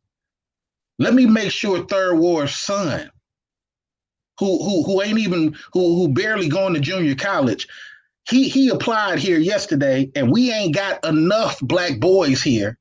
Let me just let him on up in here and be the customer service rep. He might fall in love. My point of bringing up Brittany Griner will be, Topaz might have had a good relationship with brothers in her lifetime. But just for example, Brittany Griner probably ain't. She ain't been chose to the prom.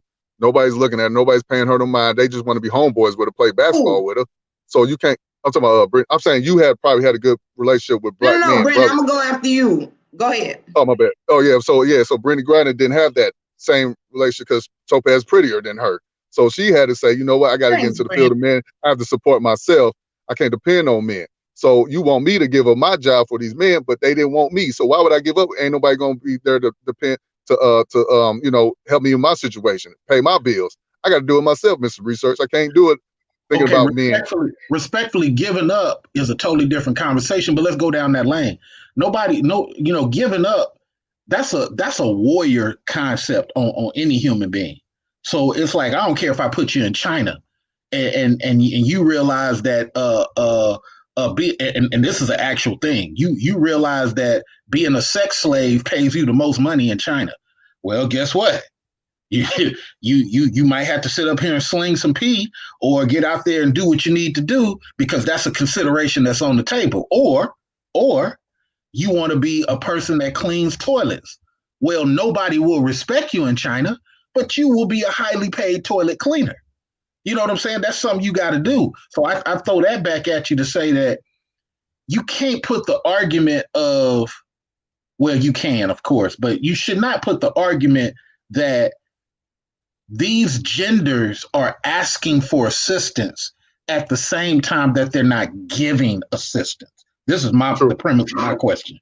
Okay, so hold on. Mr. Research. So what happens, right, if the job market is the way you say it is, then that would mean that there would be men, if they're applying for secretary jobs, they're also applying for housekeeping jobs, right? So a woman getting in that field is still going to be fighting against men if the job market is the way you say it is. And I'm not saying that for pushback. What I'm saying is we got to get a real picture of what's actually happening. Let me stop you right there. That's not true, respectfully, because what you may not understand is men, even racist men, and I've experienced this, they create lanes for women. They create accommodations for women coming into more male lanes. And I get that that's what you was going with, Mr. Research. I know, I get that, right? So what you're saying is the woman who's the welder is there because men opened up a field for her, and why won't women do it, right? Well, here's my answer to that, is because a woman who is not by conventional means attractive, right? Like y'all like to talk about the weight, but what if it's something she can't help like height or whatever? Y'all are choosing women by that day, right? That's Brandon's point. Yeah, exactly. No, I know where he was going with this, and that's why I said I was going to go after him. Is because if y'all are not choosing her, I was going to do a live stream about this. What can a woman who has accepted men's choices? Because y'all don't like when we fight y'all and say you should pick a woman who might be bigger but got a nice personality and all of that. And y'all are like, well, why can't she just also lose weight? It's a whole bunch of reasons. What if it's something she can't control? This is my issue when we start picking women based on appearance, because then there's going to be certain women who aren't getting picked, and then it's nothing they can do about it. Hey, hold on. Let Mr. Research say what you got to say real quick, and then let's get Larry on here because he have been 30 seconds. 30 seconds. Well, to you and Brandon, I say this is why you see tall Latino women with short men, and they don't say nothing. This is why when you go to other Spanish places like Argentina and Spain, you see tall women, and see USA people make fun of that. USA people got a problem with that. I couldn't finish, and I was going to address that, but it's cool. You got it, Mr. Research. The tallest woman in the world is a Portuguese chick at 7'9", and her boyfriend is 5'4". And you know what? She appreciates that dude. So let's keep that 100. Back to what I said to Brandon. That's a personal choice. You feeling you too ugly. There's a hairy chest, 5'3" dude that would love the hell out of you. You don't want him because the sisterhood don't approve of him. Hey, I try to put my cape on for the sister. He dropped the mic, but go ahead, Larry. You got it, man. Yeah, Larry, you got it. Hey, what's up, man? Thanks for having me on. Topaz said something that made me want to ask her something. Topaz, you hate it when a man judges a woman by her appearance, right? Paging Dr. Topaz. Paging Dr. Topaz. Oh, you're on mute, Topaz. You're on mute. Okay. I'm here. What now? It don't matter. It's fine, Laro. Whatever, you just finish what you was gonna say. No, I'm just saying that's what you said. But what I'm saying is that aren't most people visual? Don't most people make choices, especially over here in Western society or whatever, right? Most people choose based upon things like appearance, and then second comes character and other things like that. I mean, that's what we living in right now. I was surprised to hear you say for the unchoosable women, we should help them and coddle them and help them out and make them feel better. For what? Either you're chosen or you're not. I mean, it just seems like everybody needs a pat on the back a lot of times these days. I mean, some people are meant to go through life without a mate. It happens. It's in the black church all the time. They in the front couple aisles, Sister Williams or whatever. She been there all her life praying for a man, and she never got it. We've all seen it. Hey, let me add to that real quick, Laro. So when it comes to that's a problem in itself. See, you know, a lot of times black people feel like we can just pray our issues away. We can just pray anything that we want into existence when it's not that simple. You know, you have to put in the work. You know what I'm saying? You know, and you know that whole Bible verse where it says, prayer without action, is useless. And then number two, let me say this to what you were saying. I don't believe that there are people that, that are unpickable. What I believe is you got some people that's out here that's going to get picked first and some people that's going to get picked last. Now, with that being said, my thing is this.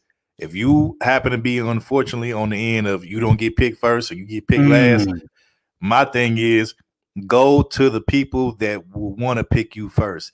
But see, is the issue with that.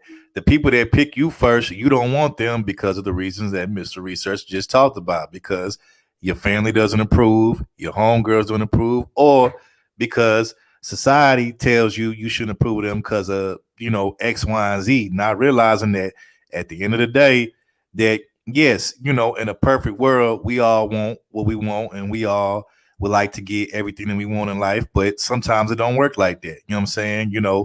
Hey, believe it or not, somebody like me, hold on. Believe it or not, there's been times in the past where I've wanted certain women or I've wanted certain things that I didn't get it. And it's not because, whatever. It was because, they just weren't feeling me. And that's cool. You know what I'm saying? Because, at the end of the day, my thing is I want the people that want me. I don't want nobody that don't want me. So to try to I never understood, this whole, we're going to try to shame people, make people feel bad and won't, no, it doesn't work like that. And even if you could do that, do you really want that kind of love? That's not like real, love or real, a real relationship. That's just some bullshit that somebody they basically just tolerating you and putting up with you, which we would call that settling, which is what a lot of black women talk about. I don't want to settle. I don't want to settle.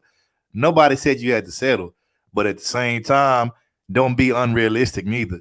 If you know you're not the prettiest thing in the world, hey, go for somebody that not necessarily saying that is ugly, but somebody that's more along the lines of where you fall at. And that's the thing, man. We don't want to be honest about where we fall at, and we don't want to, look at ourselves and say, okay, where do I fit in? What lane do I fit in? What category do I fit in? And when we don't fit the one that we would want to be in, we get mad about it. But that's life. You either can accept it and find somebody that's more along the lines of your category, or you could just go without. But don't complain when you go that route. You know what I'm saying? Because you got options, you just don't want the options that you have. That's what it comes down to. Hey, yo, Third, I was just gonna say the same thing. Hey, listen. It's a point in time in a person's life when they should feel like, okay, you look in the mirror every day. You can look at yourself in the mirror. You know where you rank. Everybody knows where they rank unless they have like a mental disorder or something, right? Everybody knows their ranking. They can see people on television, Instagram, YouTube, in their everyday life, walking down the street or whatever, right? There is no way that you can tell a woman, right, who is 5'5", 245, looking like Emmitt Smith or something. I don't like dudes, but that's what he say, right? That she should be able to get a guy who's 6'3" with a six-pack, jawline dude, and she don't want the dude that just a security guard or whatever else. Come on, man. These lofty goals. That's why a lot of we can simplify this shit. So perfect example. Let's take Lizzo, for example, right? Now let me say this. Me personally, I'm not attracted to Lizzo. Now I will say this. Is she the ugliest big girl I've ever seen? No. But at the same time, my thing is this. Look at somebody like her. She feel like she's entitled to whatever man that she wants because she's successful and because she's popular. But here's the thing. Hold on. What I'm saying is she wants guys like Carl Anthony Towns. But that's my point. That's what I was trying to get at, bro.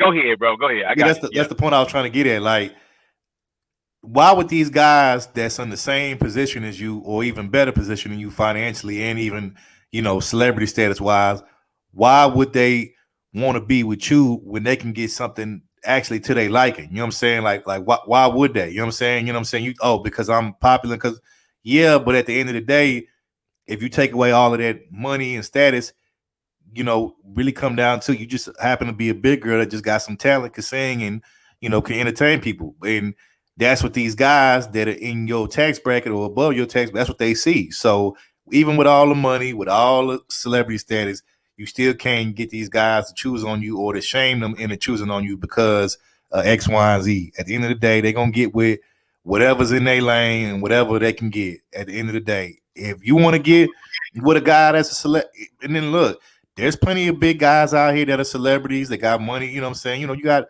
bigger set guys, dudes, comedians, singers, and stuff like that. Why not get with one of them? Oh, I know why. Because they're not, they're not the top guys or the guys that you would deem to be, I guess, on the top hierarchy list. But there's still some guys you can get out here that, like I said, are in your lane, that are, probably got in the same tax bracket as you, but they just more on the bigger side like you, but you don't want them. So, I mean, Hey, real quick, I want to say this real quick to respond to Mr. Research's question. It's gonna really drive it home. And then we gotta go. I gotta play this next clip. I want you guys to check out with Tyrone Muhammad. But real quick, Mr. Research, everybody know Oprah Winfrey. We all know Oprah. Yeah. We all know her background story about being, molested by her own family members, uncles, cousin, all that. But when she got into power, who did she help first to get a TV show? Was it a black man? Hell no. It was a white man, Dr. Phil. She got him his own show. So that's why I say it's like, but I can't really blame her for it, to be honest with you, bro. Because her life story, if it's true, I don't know if it's true or not. Let's just say if it is true, sake of argument, I can understand why she don't want to help brothers, because she went through some that trauma like that. She went through some, just heinous. The men that did her wrong, that's supposed to protect her, ended up taking advantage of her. Okay, let me start right there. Real quick. I'll give it right back to you. So to your point, when those racists and skinheads stood up and tried to get at her on her own show, that was brothers she stood behind. To your point, all these years, it's been a brother, Stedman, to keep her balanced. we can't keep holding on to what happened when we were 6 and 12. Because if that's the case, then our fellow Africans got a point when they came over here and got called black. So you can't hold on to what happened at junior high forever. Well, to correct you on that, they did sell us off, though. They sold our ancestors off in Africa, too. That's very true. My whole point is it happened. Now you in the making money internet area.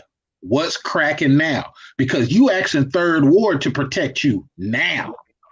And Third Ward been walking around passing by the blah, blah, blah corporation for the past 12 years. And you ain't never reached out and said, hey, bruh, we got this mailroom job that pays twice what you're making right now, man. You ain't never at your local church said, hey, praise God, just to let all the church members know they hiring that blah, blah, blah company, and I'm the new assistant human resources operator. Y'all give y'all resumes to me, praise God. No. Right. But meanwhile, the Gujarati girl, she's at her mosque saying, send me all your resumes. I guarantee you interviews. Right. Oh yeah, I'm agreeing. I'm just playing devil's advocate. But real quick, we got to play this video real quick of Tyrone Muhammad trying to get black women from going to Nelson's salon. I guess her sister complained about being treated bad by one of the Asian men, and she called Tyrone. And at first, you're gonna hear him speak. I agree with everything he said in the beginning, but he still went in there and tried to help the sisters out, and this what happened. So Topaz could play that clip real quick. Martin was here talking about the disrespect of one of the sisters in the nail shop, and bottom line is they always calling us.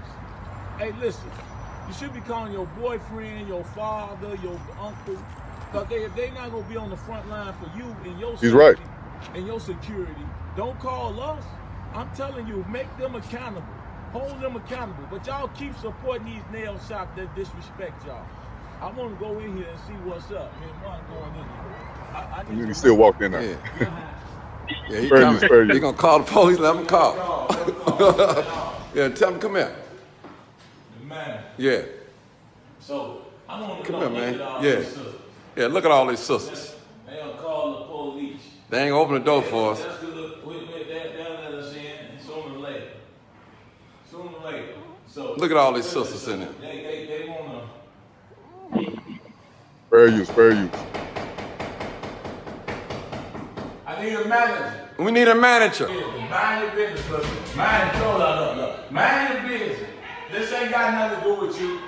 This ain't got nothing to do with you. Damn, I can't believe you got a sister in there arguing with him when he trying to protect him on their behalf. Don't argue with her, man. That's a damn shame. Now, do those women there look like they being oppressed? Not right now they don't. But you know damn well them agents be talking shit about black women, why they be doing their nails and their language.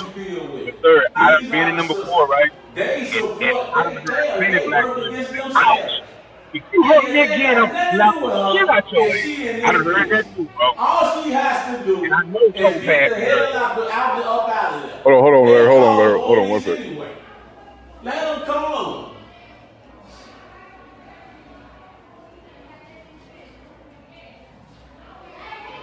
Look.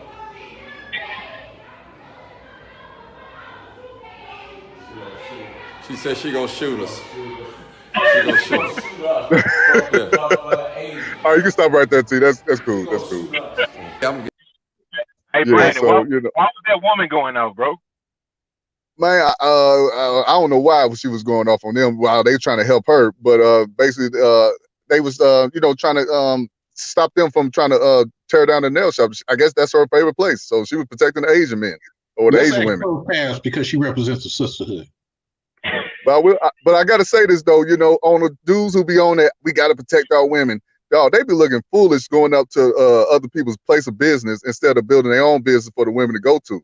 Now, if you want to talk about power, what Tyrone Muhammad need to do is build his own nail shop for the sisters to go to. Now, the women, like I think Topaz and Khadijah, they go to them nail shops and get their nails done. They just minding their own business, and they ain't bother nobody. So if Tyrone go in there acting the fool, they gonna look at him crazy, like, motherfucker, you don't get your weak ass up out of here. They like black women ain't gonna respect that. Build your own, and they'll come to you. If you want that, I want to protect women, in my opinion. Hey, let me say this real quick. Let me say this. So, with that, just with us just showing that, and that being a sad case where he's actually trying to protect these sisters from breaking bread and doing business with people that don't give a fuck about us black folks as a whole, but particularly the black women that go over there. I only got one response to say that, and this is my response right here.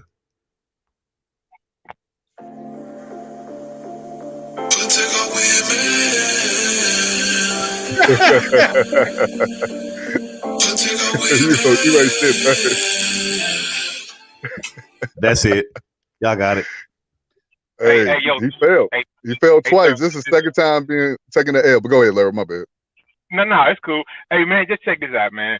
I was having a conversation one day about, the same thing this video was about, like, why don't more, like, black people open up a nail shop or all those kind of things, right? But I asked this black woman, I was like, damn well you are not going to sit down and scrub on another black woman's feet, right? And she said, oh, well, you do got a point, right?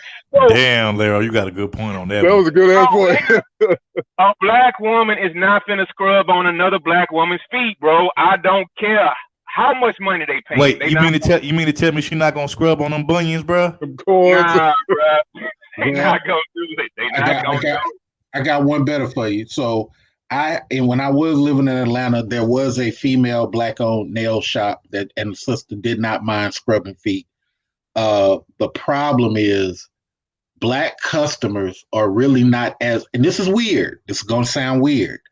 Black customers are not really as appreciative of a black owner because for some psychological reason, they feel like the Asian woman is doing and saying things that pleases her every second. You look nice, honey. Your nails look like what we have today, honey. And the black owner, she just talks to people regular. Hey, how you doing? Welcome back. What type of nail shop? And for some psychological reason, the women appreciate the glossy lies from the Asian woman more than the black woman. And shout out to her shop. It's right down there in downtown Atlanta, right behind the courthouse. So shout out to that sister. She's been there like 2 years. I see a Numo pop back up. Hey, Mr. Researcher, the crazy thing is that those Korean women or Vietnam women or Vietnamese women or whatever, right? They could be sitting up laughing about their kids, right? And I have seen, because only time I go is if I'm going on vacation or something. I will go because, whatever, right? Look, man, look. They could be talking about their kids playing and laughing while they scrubbing on the feet, right? But just that boss woman, I've seen it. What you laughing at? I mean, just because it's in the psyche of a lot of people that, because we've heard it all the time. Oh, they sitting up talking about you. You don't know those people language. Just ease up with the aggression. But I'll give it up. Go ahead. Yeah, Khadijah, you pop back up. What you want to say? Numo. I'm not thinking about nobody talking about me while I'm getting my nails done. So I don't know who be doing that, but I don't be thinking about that. Look, I'm here to get my nails done. You don't like that, honey. You don't want that. You don't want the top today, honey. Look, I don't care about all of that. I don't care about all of that. I'm paying you to do a service, do my service so I can go home. That's all I need you to do. So Khadijah, real quick. So if Tyrone pulled up on whatever nail shop you at, trying to say, "Hey, I'm here to protect all women. Y'all disrespect all women," what are you gonna do? If you was in that situation? First of all, I don't go anywhere and pay my money to get disrespected. So first sign of disrespect, I'm out. That's what the fuck? But okay, but another black woman, a black woman in that shop you at got disrespected, and Tyrone tells you, what are you gonna do? I wouldn't go there anymore. Oh my god. Good answer. Smart answer. I think she was gonna say that. Like honestly, there's a lady that's where I live. She's a black lady that does nails, but she's closed because of COVID right now. That's the only reason I'm in this shop right now. But as soon as she opens back up, that's where I'm gonna start going. Now hold on. Let's First Lady Topaz, would you like to add to this conversation, because you have been over there quiet for a little bit? So I'm good. Y'all keep going. Hold on, I gotta go get my eyebrows waxed. I'll be right back. I'm sorry, Topaz. I'm sorry. I didn't mean that. My apologies. She probably over there stuffing her face with some pork rinds, so that's probably why she quiet. Anyway, so you sure, Topaz, you ain't got nothing to add to this? Guess not. No, I'm good. Okay, all right. Well, Brandon, anything else? She said pork rinds. But no, I was just gonna say, like I was saying, the whole protect our women.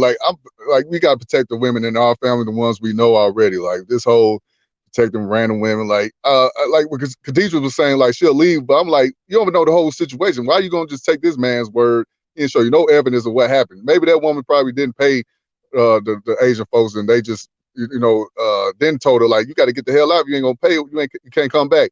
And then she ran to Tyrone on some, they disrespect me, but you didn't pay if that happened. But I'm just saying, I wouldn't, like, if this dude came into a barbershop telling us, they treated me bad, because I don't give a damn shit. I'm just here to get my line up real quick.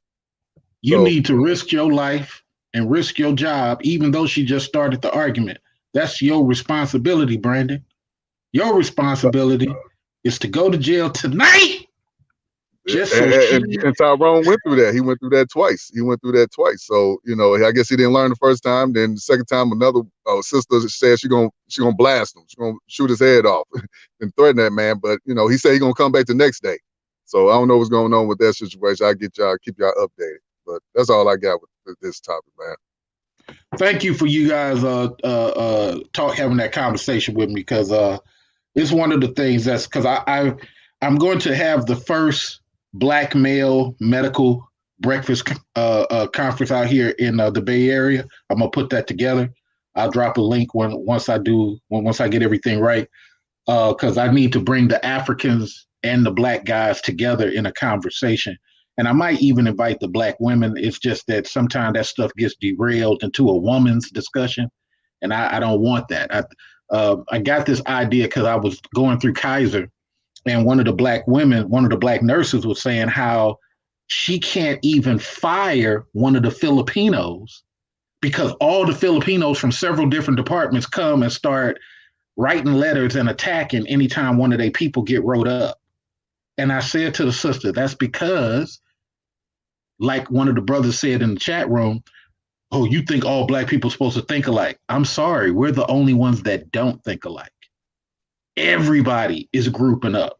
Even if they don't like each other, they grouping up. And black people are still the ones thinking, but it's okay to be independent thinking. No, you ain't supposed to have group think. No, y'all ain't all supposed to think alike. I'm sorry. That's not the demographic of 2021 now. If that was the case, well, here's my last point. If that was the case, people who work in technology, the black tech workers, wouldn't be getting fired at a high level, unable to get jobs at Facebook, unable to get jobs. You can only get a contract now. Well, I got a couple of 100,000, I'm winning. No, you're not. Because as soon as you turn 40, you're not even hireable no more in tech.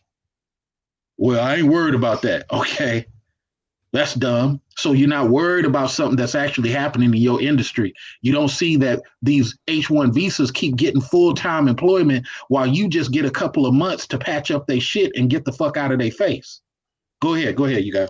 Let me say this real quick. I will agree with you, Mr. Research, that, overall, other groups, they do come to each other's defense. And look, I got all kind of different, friends, white friends, Hispanic friends, Asian friends, you know what I'm saying? And I can tell you, they don't always get along. They don't always agree on everything.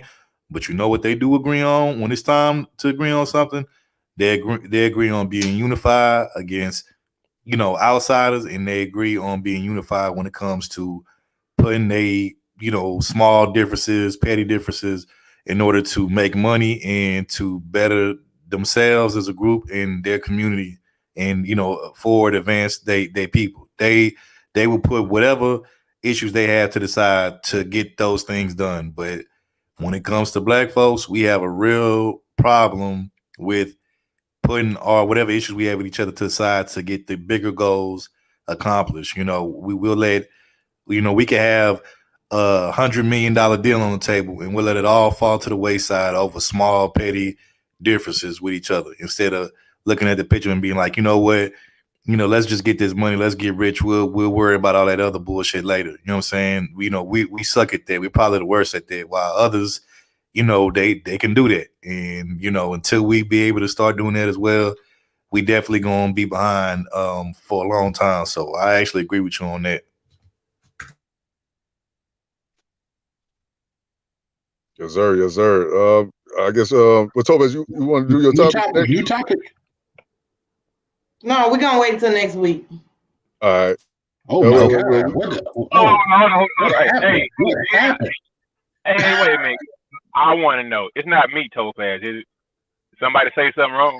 No, what it is we just probably, we probably went over. We already at the like 3 hours some mark, so that's why, you know what I'm saying. So I mean, this happens sometimes. Sometimes all of us don't get to touch our topic because we might go into one particular topic for too long. But it ain't nothing that y'all did, so y'all all right. You know what I'm saying? But I'm sorry, Topaz. My apology. At least I donated. Yeah, I was thinking like, oh, at least Mr. Research was donating. So yeah, y'all good, bro. Y'all good. But any other any final words y'all want to give before we get up out of here, Mr. Research? Well, I'll say this before I go, man. Thank y'all for having me on or whatever, right? But one thing I want to say is this. Old man has said one thing, right? Problem with Black America is Black women and Black men, we don't get along, right? He said it several times. I mean, bro, that's why I like y'all platform. We can all come here and we can chop it up, and y'all not on some basic BS conversations, right? Y'all are not about slawing, all that other stuff, right? So I appreciate being able to come over here and talk about some things or whatever, right? So sometimes the conversation can go off the rails or whatever, but And sometimes maybe I might be a little bit out of pocket, or I might have had just a tad bit much to drink or whatever, right? A little bit out of pocket. But I really appreciate being able to come over here and chop it up with you guys. So I'm just gonna leave it alone at that. Salute to y'all. No Take problem, care. bro. Appreciate you for coming through. You know, it's always love when you come through, bro. Appreciate it. All right, that's what's up. All right, catch you later, man. All right, y'all. So, Mr. Research, what you want to say, man? All right, so here's my final thoughts. Brothers, treat yourself. I'm about to go ahead and go get this $160 Thai massage package. Yes, Mr. Research. I am here for the things. I love men that take care of themselves. Man, all day long. Shoot, from the outfits to everything. So yeah, go get you one of these Thai massages, man. They take the warm wrap towels and they put that all through your legs for the circulation. They put that through your body. You'll have one person walking on your back while the other person's is twisting your shoulder joints, turn you around. They'll work everything between the legs, turn your legs all different type of way, get all the little cracks and whatever out of your system, man. You don't have no more back problems, but you got to invest in yourself. You got to make this bread so you can spend it on yourself. Now, some of y'all are trying to spend on chicks, and come on, man, spend on yourself first. You are your first love. So no more $40 Nation. No, I was gonna say, if you're gonna spend at least something under $40, no more $40 Nation. Spend no $100 now, no $100 date, nah, man. Unless it's your wife or something. Denny's is not $100. What are you talking about? No, sir. Hey, look, whatever y'all got to do, even if it's 40, but don't be scared to spend on yourself. You are important, man. And that's really, and that's coming from the Big Bear area. Much love to y'all. Hopefully we connect at some point in time, man. Here's the darkest, ugliest brother, but the most confident brother on YouTube saying peace out. All right, peace, Mr. Research. Appreciate the love and support, man. You know, always coming through showing love. That's what's up. All right, Khadijah, you got anything that you want to say?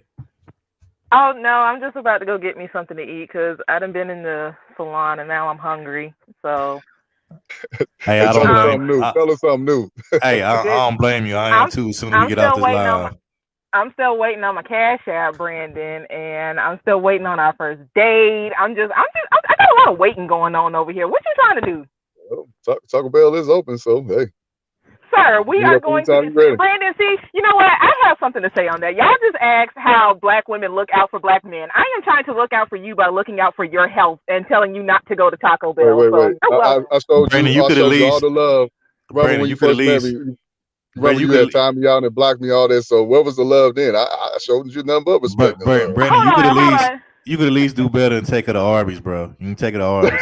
Okay, sir, I don't like Arby's. Sir, go back. You're not helping. Go back on mute. Hey, I don't fuck with Arby's. Okay, but that was before I grew, and I grew to understand you a little bit. Because I told you straight up, I didn't like you when I first met you, but I grew out of that. I know. It's just my opinions, and I guess it got to you. I mean, I didn't mean no harm. You know how it is, man. You know what? I know that now. And I was a bit of a hothead back in the day. You know what? The topic was about black men and black women's situation. I just responded to what black women were saying. That's all I did. If it was topic, you know what? Like I said, you got now. Like I said, you've had a lot of growth, and I've come to understand you a little bit. I still have my moments where you get on my nerves and stuff like that. But I don't take it as personal as I used to, because you really used to irk me. All right. Coming through, man. All right. So, Brandon, bro, what you got for us, man? Hey, man, it's another good show, man. Dope show. Shout out to Mr. Research and Khadijah and Larry pulling up on us, appreciating this, coming through and giving their take on everything on the topics we were speaking on. So I definitely appreciate everybody supporting the channel. Okay. So, once again, my usual spiel. Appreciate everybody for coming through. All the usual suspects. Appreciate the new people that came through. Shout out to you, Snuggles. First time seeing you in here. Hopefully, you don't be a stranger. Oh, no. She's been around. She's been around here. She's been over here. Okay, I haven't seen her before. It's my first time. So anyway, Snuggles, don't make yourself at home. We're a pretty cool channel. Come around more often. We love new supporters, new subscribers. We appreciate it, and we appreciate everybody that like I said, that just rock with us. Support the show, share the stream. Shout out Cool Jan. Shout out Auntie Momo and whoever. I think. Oh, shout out DS1 Sheep Stay Sleep TV. Appreciate you, bro. So everybody that usually just rock with us, support us, man. We appreciate y'all. And last thing that I want to say, man, we had a serious conversation with the men and women thing. Look, man, look, at the end of the day, black men and black women, we just got to have better interactions with each other. You know what I'm saying? We got to look out for one another, you know what I'm saying? Because, really, just be honest with you, we really all we got. And at the end of the day, you see all these other groups of people looking out for one another and, they moving along, doing what they got to do. So at some point, we either got to do the same thing or we're going to just keep being stuck in this cycle. And last thing I'm going to say, man, if we don't do nothing else as black men, man, we got to do this.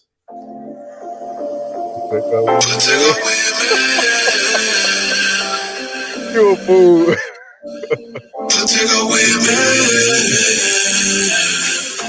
Hey, man, we got to do it, bro. We got to do it. As much as we don't like, we got to do it. But anyway, that's it, man. That's all I got. What you got to right. Liz?